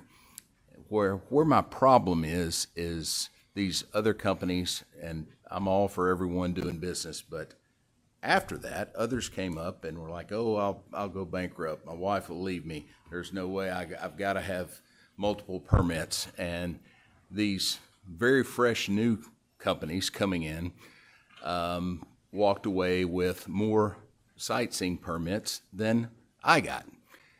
And so that's continued to rub me wrong. And I feel kind of like Morgan Freeman in Shawshank Redemption when he comes up to try to get on parole and they decline him every time. I just feel like my voice is being minimized with each meeting we have. And now it's become so ironclad that getting another sightseeing permit is very difficult now, and I understand. I know that's a lot of pressure on y'all. Everyone wants them, but I feel like I'm being punished because I really didn't speak up and lobby for that 3rd when other newer companies came along and got that with no problem. So that's my problem. So if I can't get that, I just would like somebody to tell me, well, how is that really fair? I've been doing this 16 years. I don't think there's anyone in this room probably that's been doing it as long. There might be, but I don't think there is. And I'm sightseeing. I'm not out to conquer the world and get more buses and get the other permits. I just want to continue to run the 3 that I always have. So that's hurt me. Could I ask a question? Do any of your tours come downtown into the area we're talking about? We come down, we pass the Country Music Hall of Fame, but we avoid Broadway at all costs if we can. But we will run anywhere. That's not a problem. The route is not a problem. I'll go. I'm pretty sure this question's coming before I'm going to ask a legal question. Would we have authority to issue permits to, say, a tour operator that does not come within the downtown area? I'm pretty sure we've asked and answered that before, but under the current ordinance. I believe since you already made your finding of what the requisite number is, it wouldn't, if you go above that finding, it could undermine the finding. Well, no, because the finding, let's face it, is based upon all this talk about what is or isn't necessary downtown. I mean, I don't think we've ever discussed, Opryland, McGavick Avenue studies. And that's what I'm asking is, in a sense, he's in a different business. if he's not in the downtown core? Well, I do go up and down Music Row and around the Naked Statue and But- Vanderbilt and But if you could get a permit. all of that. And where you were not allowed to do that. I'd take it in a heartbeat. And that's what I'm it- asking. Do we it's hurt have, me. you know, we can always change that number we voted on. Do we have current authority to do that? I'm pretty sure.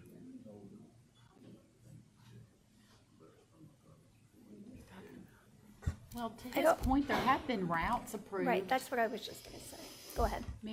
I mean, we do have routes approved that are outside of the core, which is the concern over the traffic between 4 to 6, Monday through Friday. So to the extent that seems like it's not inconsistent, I don't know from an enforcement perspective, it's gonna be able to be enforced, but, he seems like he's a good operator here. And my I'll buses have are to off the road look by at Ms. 4, Claiborne to at see 4 what her PM, that research ends has. all of my operations. So I have an 11 AM and a 2 PM tour. That's all I do, so I'm not running in the evening or anything. You're only running from 11 in the morning to 2 in the afternoon? Correct. I do two tours, 11 to 1, and then 2 to 4 PM. And Oh, then I- okay, so you're 11 to 4 PM then, is when you got buses out? Yes, correct. Okay. Sorry. There are no complaints in Hub Nashville for the Redneck Comedy Tour. Knock on something, yeah. Any other questions or comments? Well, I have one for Ms. Alarcon. So the Connect Downtown is downtown, right? Okay, and that was, we don't do our own traffic studies, we don't know the information, so that was the basis in which we determined that 40 would be the goal. Connect Downtown include pretty much the inner loop, so it was a little bit more broader than just downtown. Okay. Did it extend all the way to Opryland? It did not. Okay.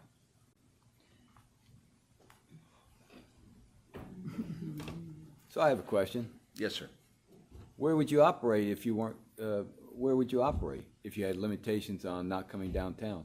Where would you actually, what roads would you actually travel? Well, if I could skirt the downtown quarter, like now I come in from the Opryland Hotel and we jump off at DeMonbrian and we hit the Naked Statue and then Music Row, talking about all those, the record labels and that. We work our way back over around the Parthenon, that area. So if those areas would be accessible, that would be very nice, but I don't have to hit anything closer to downtown. I could bypass. So you leave Opryland, go Bradley Parkway, 40, Correct. Interstate 40. And then Correct. from 40, you come through kind of downtown, and then Jump you get off at- where? At DeMonbrian. DeMonbrian, then Take- go take a away left from downtown. Around it, correct. And then reverse and come back to And DeMonbrian to get back on 40. We do drop off passengers at the Country Music Hall of Fame, though, for 20-minute break, and then we come back and load, and so No, but I'm asking if- that's my closest exposure to. I'm just asking if you weren't permitted on Right. the inner corridor of 40. I'd have to get creative with that permit, and I could come up with some ideas and submit them to y'all, and you could.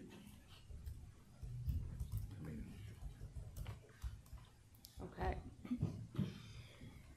Thank you. Yes, ma'am.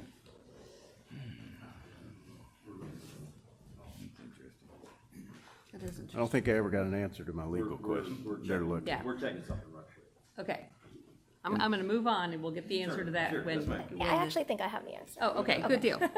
So 677-320 in the Metro Code reads, entertainment transportation vehicles shall operate upon the streets within the metropolitan area on routes or zones and within hours of operation established by the TLC or its staff.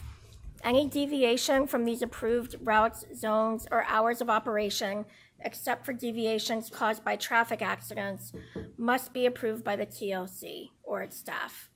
Any approved deviation must be reported to the TLC or TLC director, staff, prior to beginning of operations.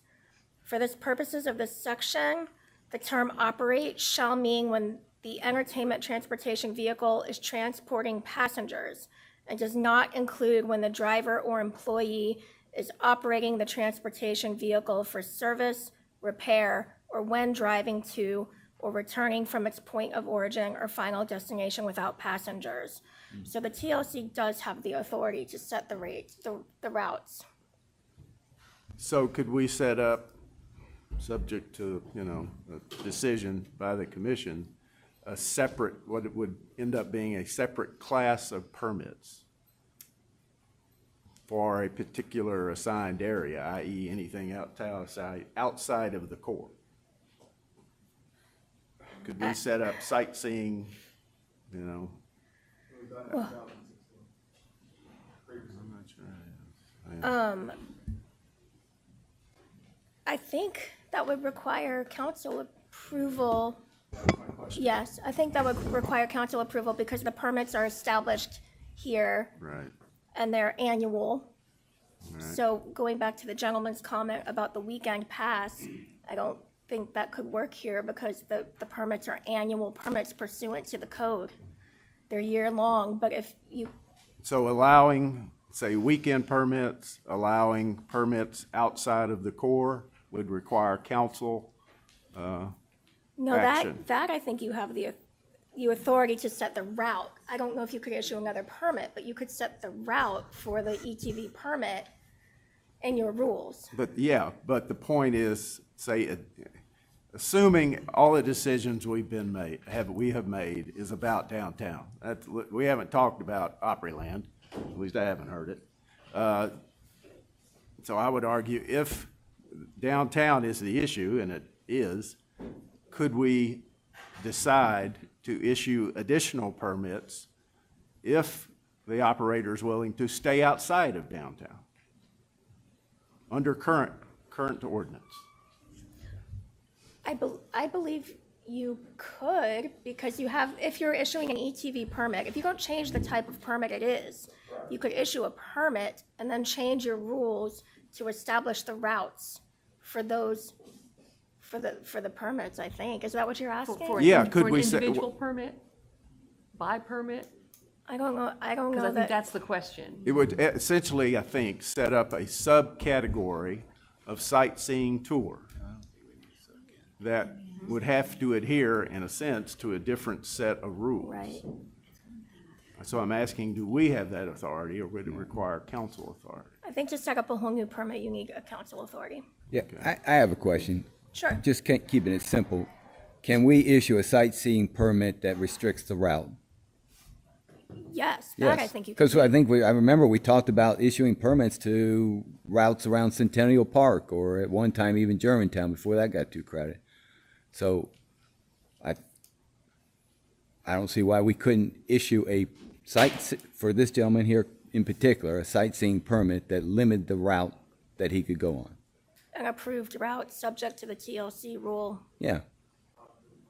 So if we said he could go to Opryland and Donaldson, or the Hermitage out in the Andy Jackson's place. Actual sites. Yeah,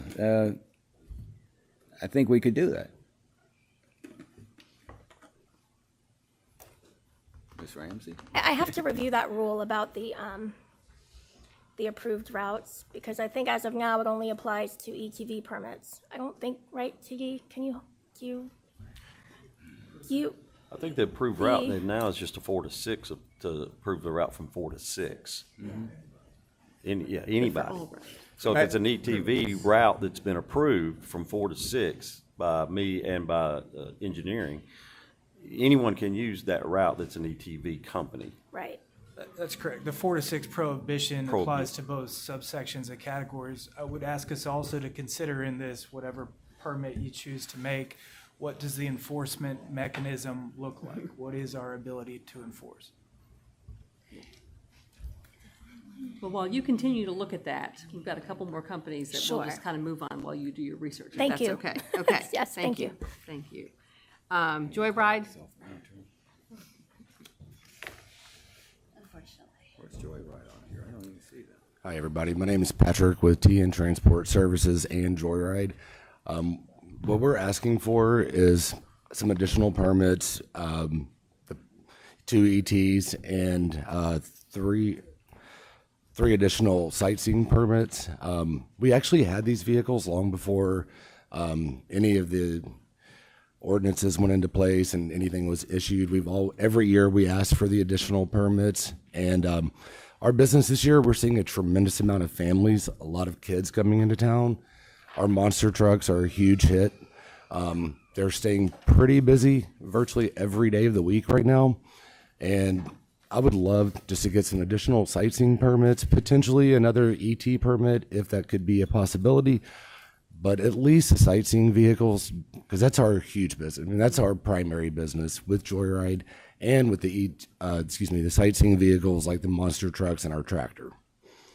So the note that we have is that you currently have 2 ET permits and 4 sightseeing permits. Correct.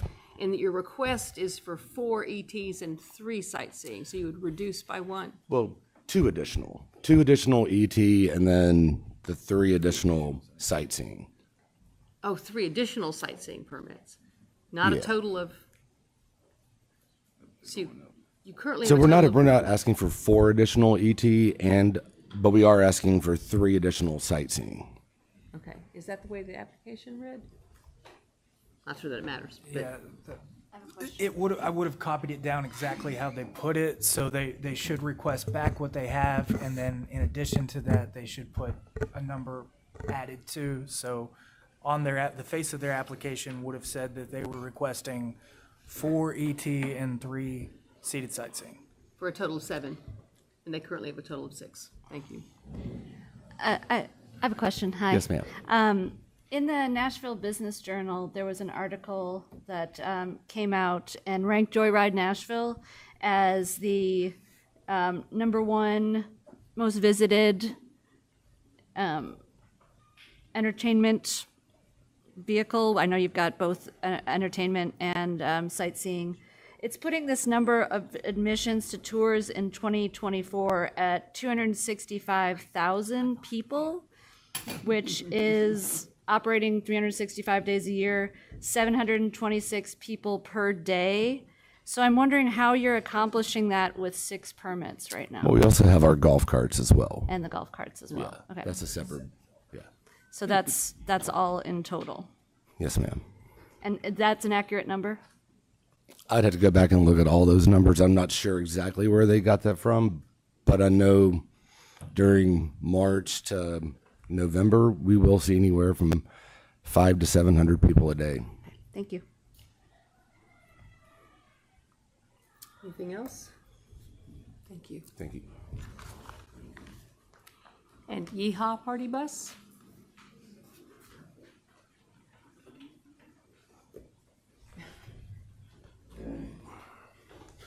Good afternoon, ladies and gentlemen. My name is Adam Bisbeen. I appreciate the opportunity to speak today, as my story actually begins when I had the inability to speak years ago when this board initially met for ETVs. I'm here to request 1 ETV permit. The reason I'm requesting this permit is I was wrongfully represented at this board when it initially met years ago by an operator who currently still exists and operates to this day. I was active duty Army at the time and I was at pre-deployment training. You can actually watch this on YouTube happen because we record it all, and I've watched it many times. And that is exactly how it went down. The board recognized someone in this room. They spoke about my company and told you that my vehicles were unsafe.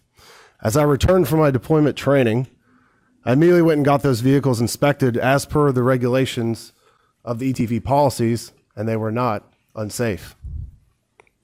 The impact of that decision, I lost my business that night.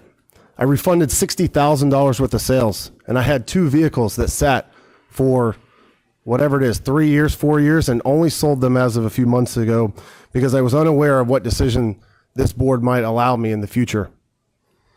I had 2 vehicles on hand with a request of 4. After a 2-year legal discussion with a lawyer and a lot of money, I was able to finally obtain 1 permit from this board. Now, I would like to answer a few questions that this board has presented today. Currently, I personally feel like on one side, we have the demand of tourism, and on the other side of the scale is the definition of necessity. However, I cannot find the definition of necessity, and I think it's relative to each person. However, I think it's the same reason we have consistent bars, hotels, apartment buildings, and the consistent growth of Nashville. It's just the growth that we have, and the demand is there. So with that, I agree with Extreme's idea. I think it's ingenious. It allows us to grow, allows us to support the demand that is there, which is the necessity, because we haven't defined that. And you mentioned the lack of tours in winter. Well, sir, to be honest, I'm one ETV competing with people who have 12 or so, however many. To me, the juice ain't worth the squeeze to spend $20,000 or whatever the cost is to enclose my party bus, even heat it, when I've got to compete against people who are 10 times bigger than me. That's all I have for you. Thank you. Pending any questions? Thank you.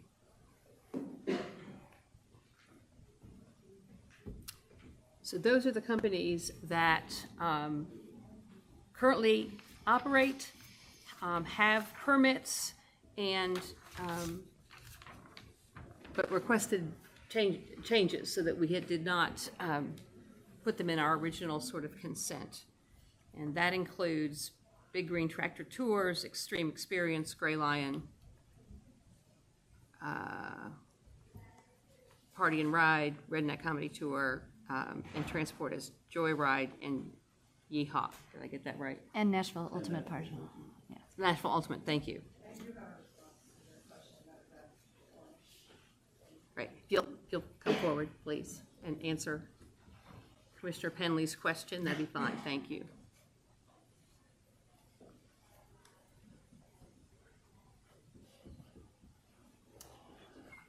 We would be willing to give up our third sightseeing in order to gain a second ETV.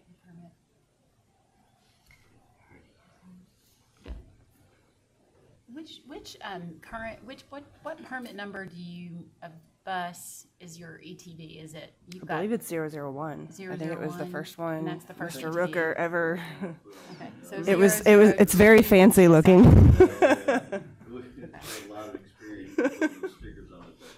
It's got a few air bubbles. So your other two would be 02 and Yes. 03. Okay.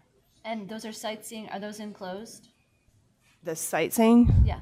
No, they were built out. All 5 of my vehicles were built out to be party buses. Okay. And do you serve alcohol on those? On the sightseeing? No, ma'am. Do you allow you may not serve it, do you allow you're allowing No. customers to consume on those? No. Okay. If they come on intoxicated, I really can't. Oh, I mean, sure. I can't help that. But Well, thank you so much. I think we're. Thank you. Yeah.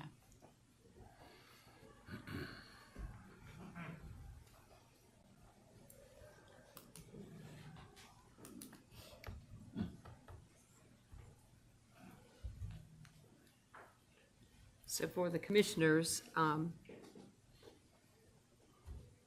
a minimum, these are companies that are entitled to their current permits under state law and are entitled to a renewal.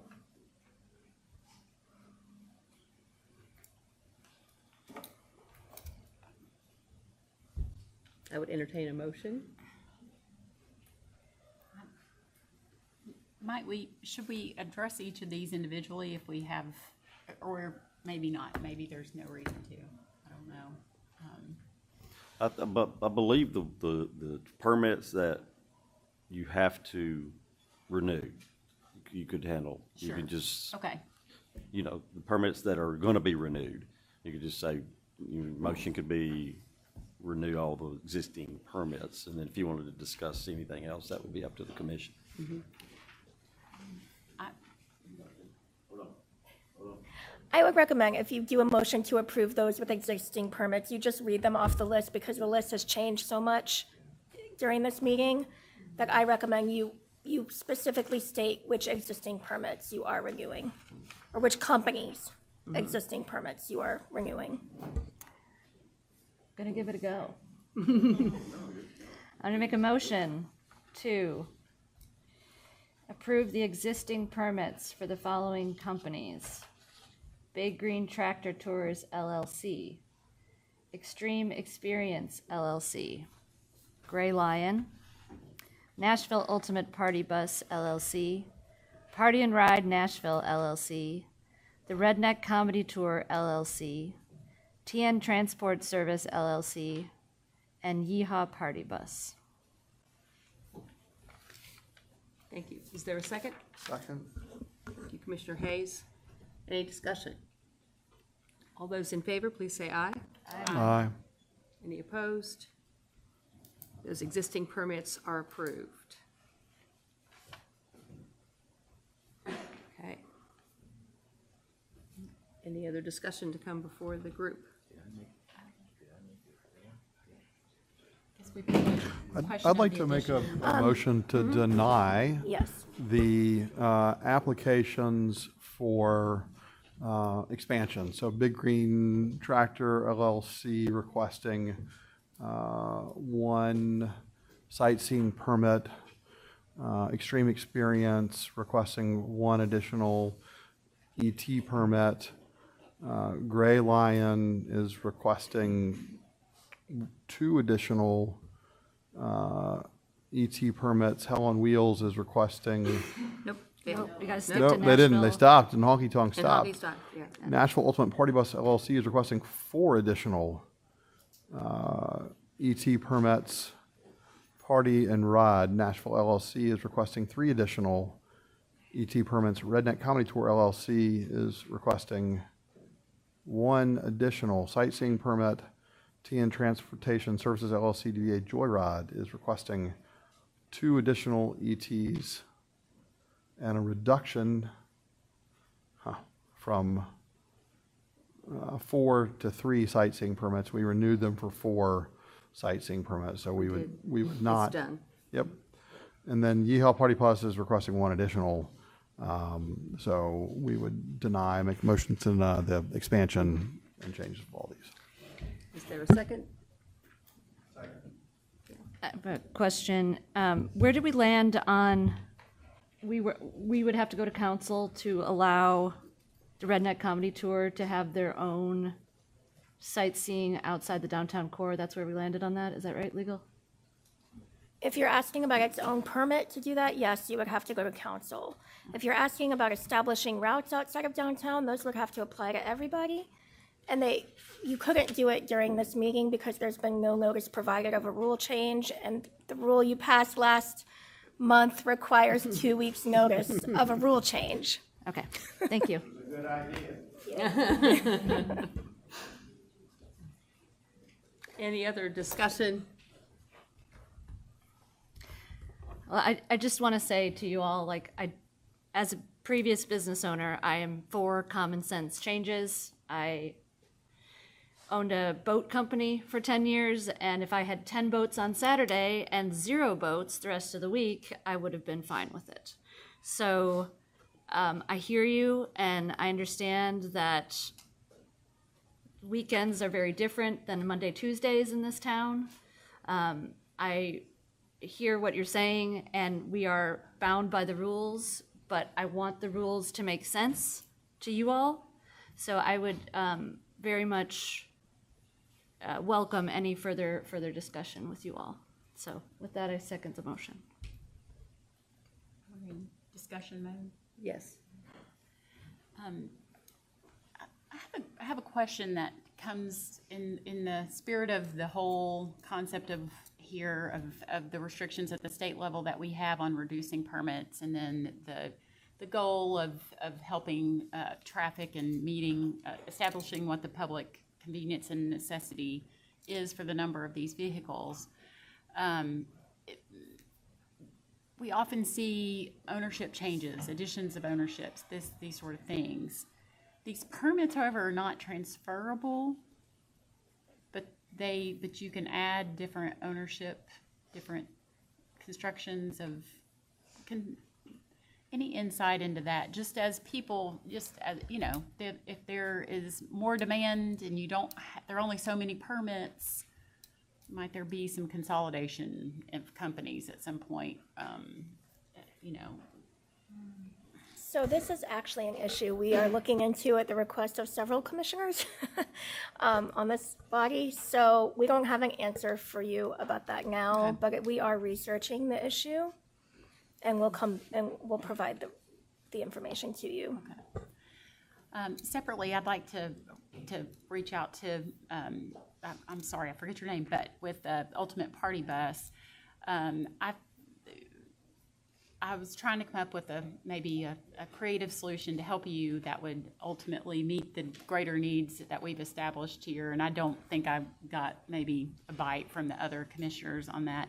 I think it would probably help your case if you operated within the bounds of what the permits that you have now.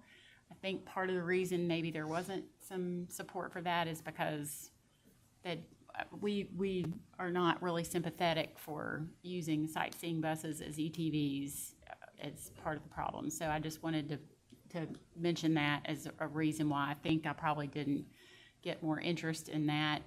There's some pictures online, I think, of some of the other permits where people are drinking that are just on the internet. So anyway,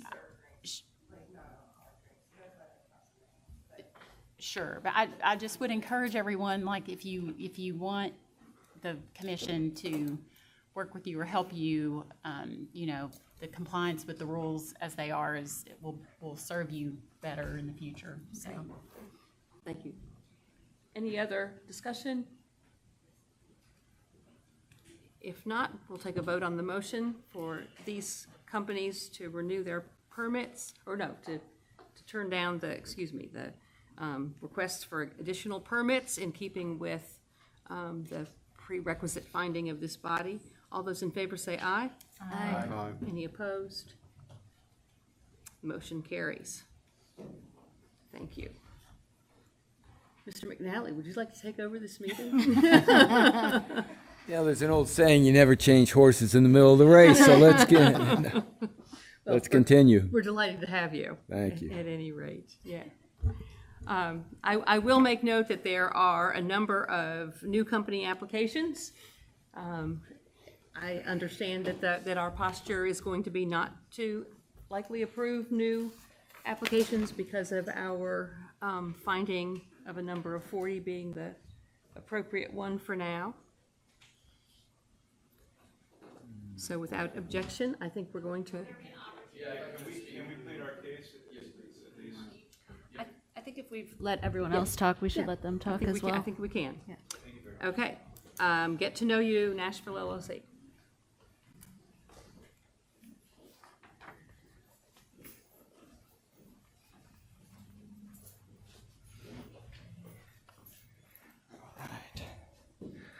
Hi there, my name is Dominic Ravelli, the owner of Get to Know Nashville LLC, and the wide-eyed hopeful that I can operate this business in some capacity. At this point, I'm wondering if I may have applied for the wrong permit. I am aware of a business that is operating almost the exact same business that I would hope to operate under an OPVH permit. So there is a chance that maybe if in creativity, I have just applied for the wrong permit without knowing exactly what I'm getting into, as I'm pretty new to this. I would like to say that as a current pedicab driver and have been for 2 years, I am very aware of the traffic constraints of downtown, so much so that I've had issues on a bike getting in and out of there, which is pretty crazy, and that the business I hope to operate would generally be avoiding all that. To comment on the public convenience and necessity, I'm also a local musician. I'm a drummer. I play in a bunch of local bands. A lot of the places that I frequently play aren't always the busiest businesses in town, and I do think that these businesses could benefit from an operation that is trying to take folks who have spent 2 of their 4 nights on Broadway and are already over that and would like to get out to other places and maybe see some actual local music, not just the jukebox stuff that's going on Broadway. Get in touch with local musicians, meet them hand to hand, be in a cool Nashville bar, maybe have more of an experience of what Nashville really should be. That's kind of the whole get to know Nashville thing. I think I'm kind of operating a different operation than what a lot of the folks, or hope to operate a different piece of what's going on than what I've heard here, because I don't see a ton of traffic constraint on what I'm trying to do. I also think that new people coming to the city could benefit from a tour that's trying to show them other stuff that's going on that is more of a real Nashville kind of thing. Music's a big part of this. Me and all my friends would hugely benefit from something that is this. And again, newcomers to Nashville as well, I think, could benefit from something that's trying to show more of a real Nashville experience, in my opinion, as opposed to booty shaking and, getting down and drinking it up. So that's my 2 cents. Again, maybe just to suggest to the commission that I think maybe an OPVH might be more what I'm trying to do. I just applied to this because, what little I know, it seemed like the right one, but I would just hope that maybe there might be some room, because it seems very much so that I would not get the permit I applied for, that maybe there, in the grand scheme of things, is another way it could happen. So that's pretty much my 2 cents. Any questions, I'm happy to answer. No questions. I would just encourage you to reach out to Director Rooker and see if you could be approved under the OPVH, because your tour does sound like something that, from the sounds of it, would be nice for Nashville to have. Cool. Thank you very much. Mr. Rogers? I was just going to ask, what's the capacity of your vehicle? It's a 15-passenger van. Oh, okay. 15 passenger. Okay. Great. Any other questions? Yeah. Talk to Mr. Gotcha. Roker. Cool. Thank you so much. Good idea. Thank you. That's right. Great. Music City Mafia?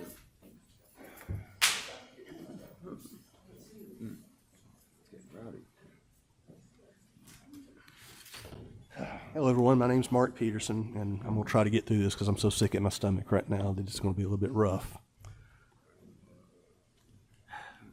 I've invested over $220,000 on this project, working step and step and almost living at the office. These ladies over here trying to make sure that I did what I needed to do, including safety equipment, the enclosure of the plexiglass, you name it. And I wish that there had been some better faith in with the council of notifying that there was going to be a limit, and in fact, don't even apply and don't spend $200,000 and give a $500 application fee, knowing we're not going to accept any more vehicles. But I'm going to go ahead and read. This was in the package that I submitted to you guys, so I'll read it. Nashville's renowned for its vibrant music scene, delectable cuisine, and an atmosphere that promises unforgettable nights. One of the city's most compelling draws is its safe, high-energy party culture, especially when it comes to bachelorette celebrations.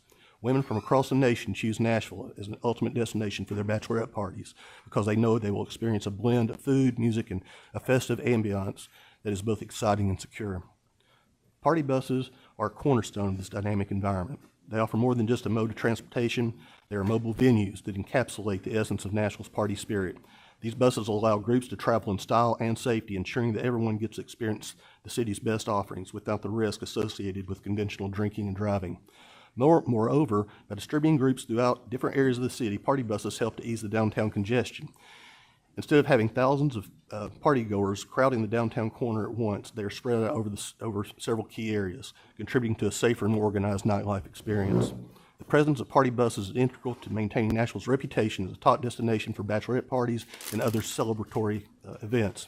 They not only enhance the overall visitor experience, but also support local businesses by encouraging broader distribution of guests across the city. The strategy not only mitigates traffic and safety concerns, but amplifies the economic benefits of neighborhoods beyond the central downtown area. In conclusion, the continuation and expansion of the party bus industry in Nashville are vital. These vehicles represent a safe, efficient, and culturally enriching mode of transportation that aligns perfectly with Nashville's identity as a city of celebration. By allowing other party buses to operate on public streets, Nashville not only preserves its reputation as a premier party destination, but also enhance the ability to manage urban congestion while promoting a vibrant, secure, and dynamic nightlife. And on a personal note, on my vehicles, going above and beyond, every one of my drivers and staff are CPR certified as far as just the safety concerns, as far as what do you call it, your kit. We carry Narcan, we carry anti-choke devices. It's beautiful, it's something to be celebrated, and again, the city's growing and people are coming to Nashville for a reason. I'm an airline pilot, that's my job. And to watch the girls' faces, Thursdays they're coming in and on Sundays they're going back, and they love it. Nashville is, and it's all about the party buses. They are. And I understand what y'all said, when your friends come over, they want to go downtown. No, they don't, because we're all over 30. No, I don't like to go downtown. That's why I hire people to work for me. I want nothing to do with it, but except for make money off of it. But my drivers are excited. They will make great money. The server in the back who will, take the alcohol from the patron and make sure they're being served responsibly. It's just an experience, and it is so unfair.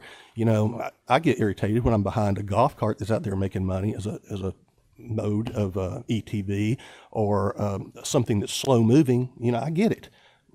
The party buses are not that slow moving, and I mitigate pretty well downtown. I took it out for a couple test spins just to myself make sure that I can navigate, with no experience, and I did just fine. But this is Nashville, folks. This is what brings people here, and I just think you're hurting a lot of people. A lot of people. We got a lot of money invested, dreams, and you're taking them away. And that number was pulled out today, kind of, in my opinion, seemed like from the hip. Well, okay, it's between this. Well, why don't we just say 40? And I think Mr. Rogers is the one that said, well, that number, we insinuated. Yeah, we just kind of pulled that one out of our hat today. I implore you, please reconsider this. You're hurting Nashville, and you're hurting a lot of Nashvillians. That's it. Questions, comments? Thank you. Nashville Bronco Tours?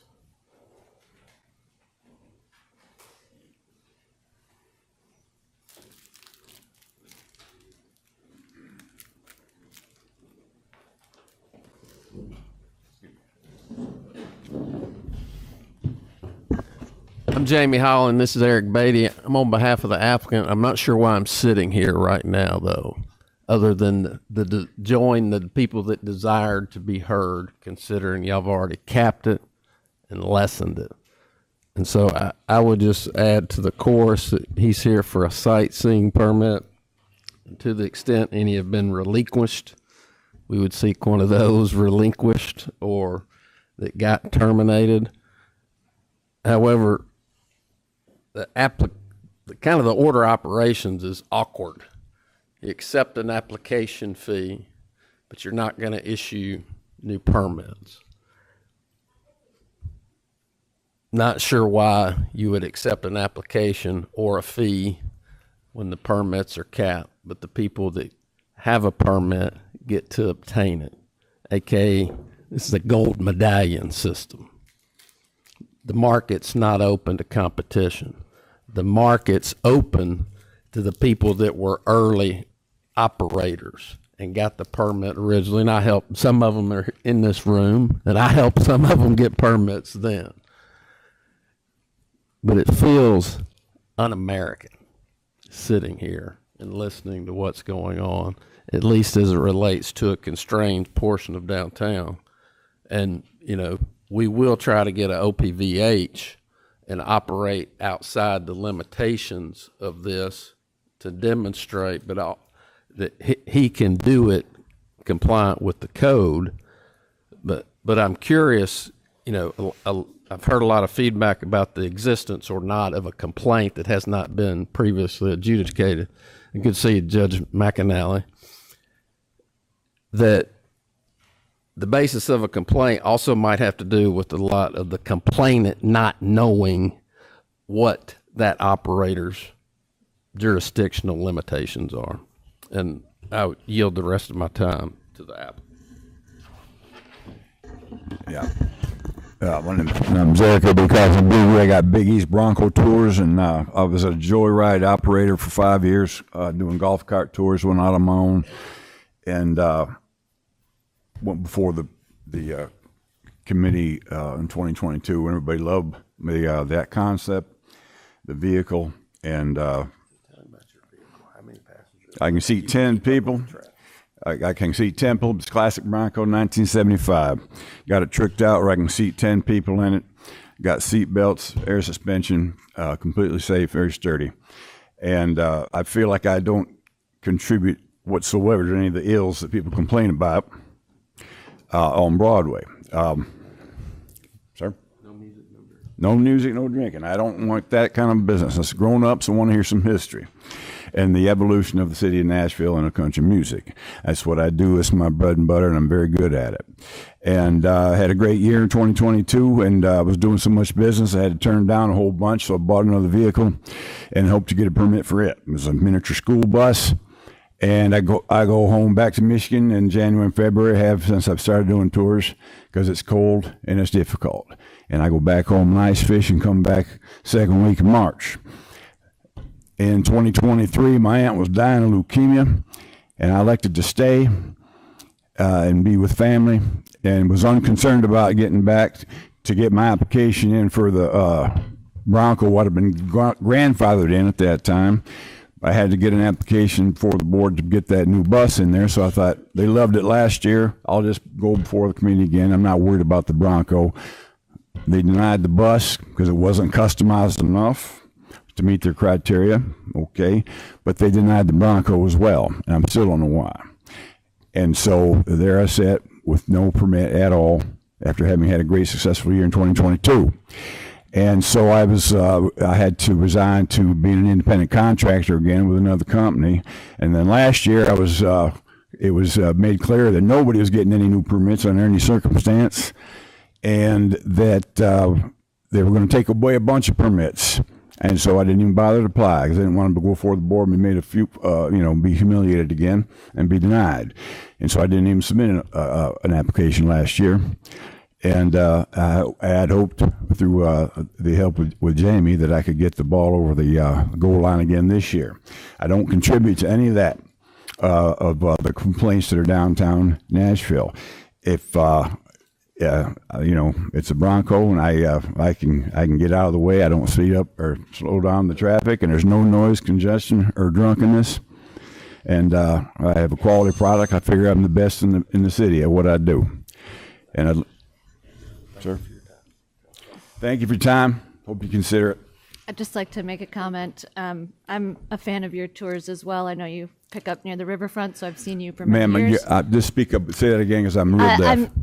I agree that you run a good tour. I see you pick up near the riverfront, and Yes, I would encourage you, like Get to Know Nashville LLC, to speak with Director Rooker and see if you may qualify for an OPVH permit. Okay. Thank you. Thank you. And Nashville Mural Tours.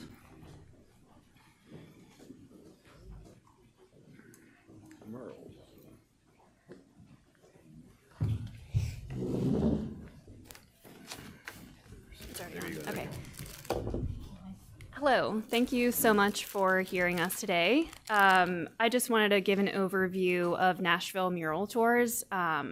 We are here on behalf of our colleague Mary. She was not able to attend today. She's out of the country. And so we are colleagues and friends on her behalf here today, and have worked with her business in multiple capacities.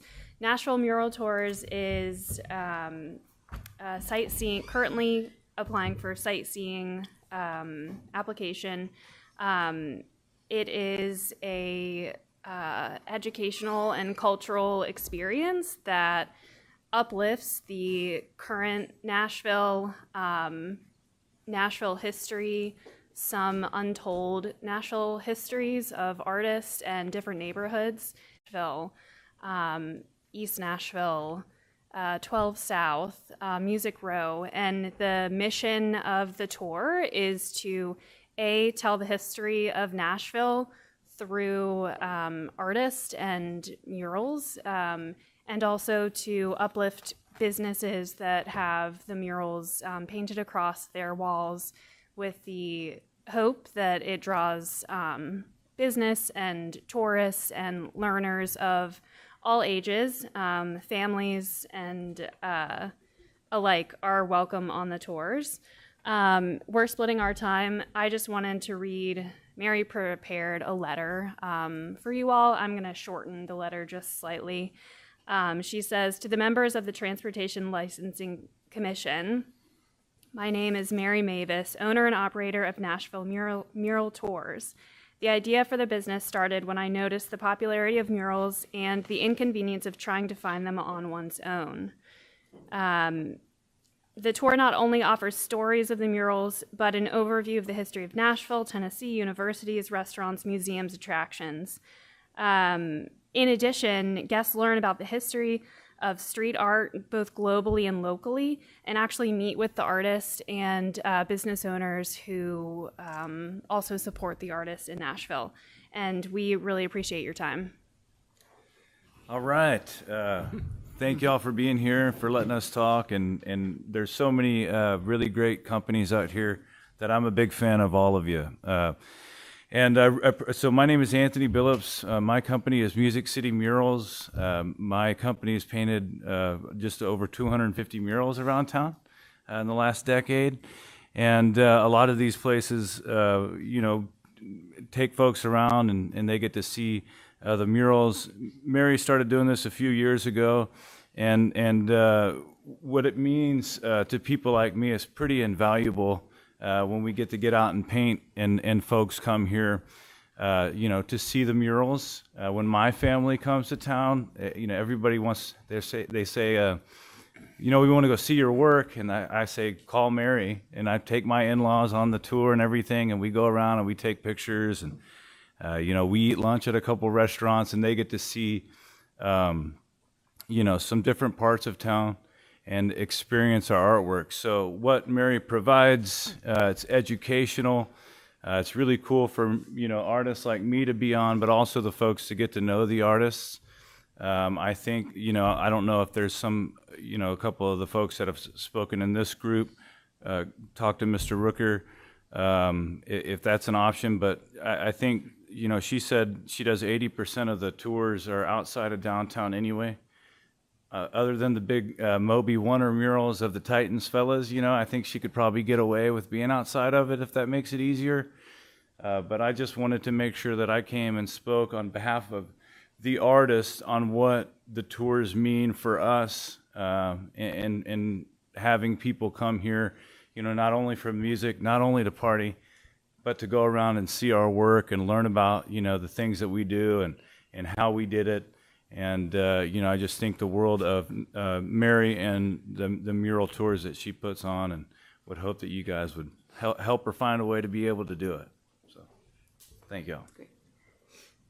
Questions, comments? Happy to answer questions. It sounds like a wonderful tour. Thank you for contributing to the arts community in Nashville. It's really important. I would, same as Get to Know Nashville and Nashville Bronco tours, encourage you to speak with Director Rooker about potentially getting an OPVH permit. Thank you. Thank you. I think I went on your tour in 2009. It was a great one. Yeah. So I really appreciate everybody being here today. I appreciate the hard work of these commissioners. I think it is, I will say as a point of personal privilege, it is challenging because we are constrained by state and local code in many ways. And sometimes that the real creative kinds of things that we would like to happen, we're going to have to get creative to find a way to make them happen, frankly. So, Erica. And to that end, to the extent that we are constrained by local code, there's not a ton that can happen on the state front, and you likely wouldn't want that to change anyway. But you can, I think that Old Town Trolley meeting before last, they had some considerations where in the 4 to 6 time frame, where they wanted to, get some flexibility on approved routes or with traffic studies, and talk to your council members. Yes. Maybe if we had a separate category, to me, the business of the mural tours and Grant's business are very different. And so, I think if those were separated out, that'd give us some more flexibility to help the redneck comedy request that is a totally different business model, and just give us some more flexibility. So I encourage everyone to talk to your council members, because that would give us some more flexibility than operating within the constraints that we have now. So this public comment period's over. And I agree with Commissioner Penley on that. And I just want to add one more thing. When I came into the commission, I didn't know how these processes worked. So for anybody watching in the public or for you all, the way that we know that things are not happening the way they're supposed to is through Hub Nashville complaints. So please do use Hub Nashville. We do get those reports. And then, Director Ricker's office investigates those, but we want good actors. We know there are good actors in this room. We know there are also bad actors out there. We cannot just swap them without cause. So please help us make sure that Nashville stays Music City and has great tours to it. Thank you. Great. Thank you, Commissioner.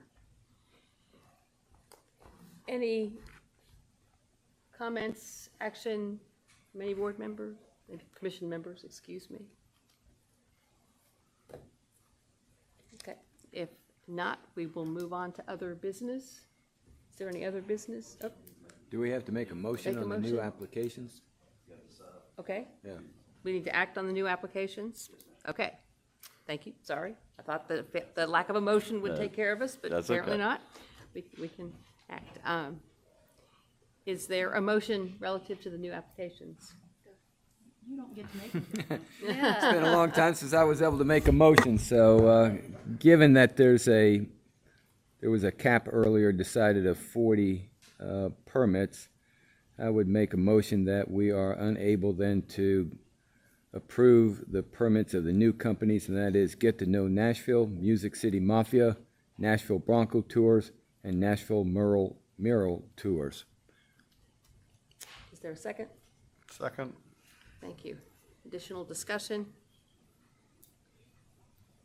I don't have a vote, but I will say as part of discussion, I really do hope that we can think about creative ways to develop some mechanisms for some unique situations that do not fit in the traditional ETV model.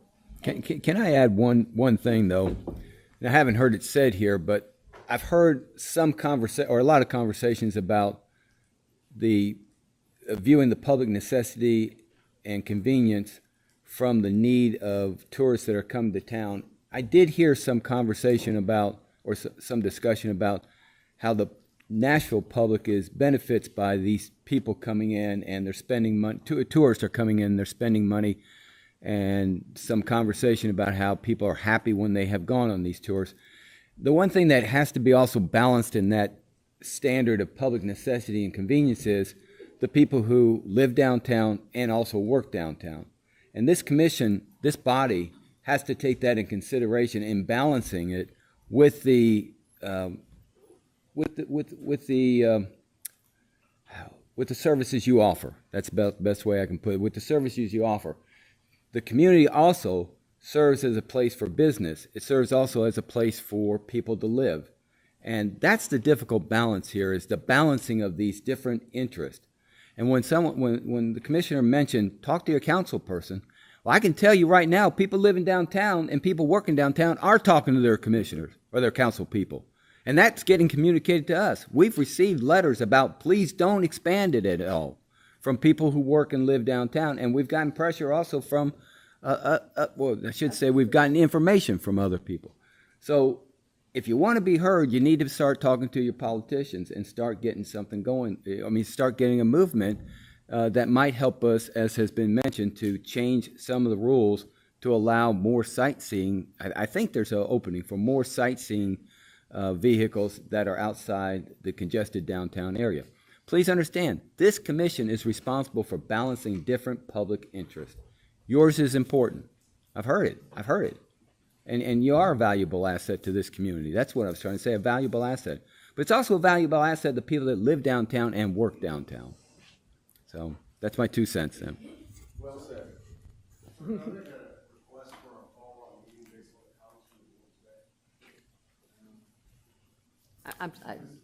open-minded to hearing new ideas. Well, my suggestion is that we do that in our follow-on meeting. There's so many people in this room, so many. Hold on one second. If I can make a suggestion. if you want to put something on one of our agendas, you need to talk to our director of the Transportation License Commission, Mr. Rooker. There's been a lot of things kind of passing down the table to him, but that is really how you get something on the agenda, Mr. okay? Rooker's gonna be really busy. Mr. Rooker stays really busy. That's right. That's a great idea. Thank you. Any other comments or discussion on the motion? Are we on any other business right now? Nope, we're on the Okay, motion to deny the new applications. Hearing no other discussion, we'll take a vote. All those in favor say aye. Aye. Any opposed? Thank you. Motion carries. We are now on other business. Commissioner Clayton. I have a request for Director Ricker. You don't have much to do in the next week or two, do you? No, calendar's pretty clear. One more thing won't hurt you, right? No, ma'am. I'd like to request that the commission receives a report on violations monthly from, TD, help me out, what were the two places? Sure. Environmental Court and Traffic Parking Bureau. Yes. Environmental Court and Traffic and Parking Bureau. And Hub Nashville. We have Hub already. Yeah. We just, We're not getting, I guess, I don't recall getting monthly. we do.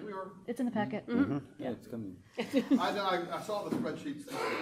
Yeah. Um, But if you we get 'em- could, if we get 'em could get those from those two other places, please? Sure. Thank you. Great. Madam Chair, I need to leave for a family obligation. I think we still have a quorum, so. We do. We do. Thank you. Appreciate you, Commissioner Rogers. Any other business? Only other business is application reviews. We'll need to go off the air and Yeah, read. thank you. Yes. Yes, application reviews is our final piece of business on our calendar. So we are going to end the meeting coverage with our broadcast section. The broadcast section of the meeting will be concluded, and the remaining portion of the meeting will not be broadcast because the commission is going to be considering confidential and protected criminal history background information of driver applications. Any?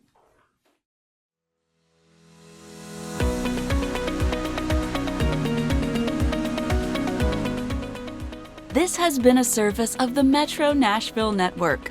If you would like to see this presentation again, or for more information on this and other programs, visit nashville.gov.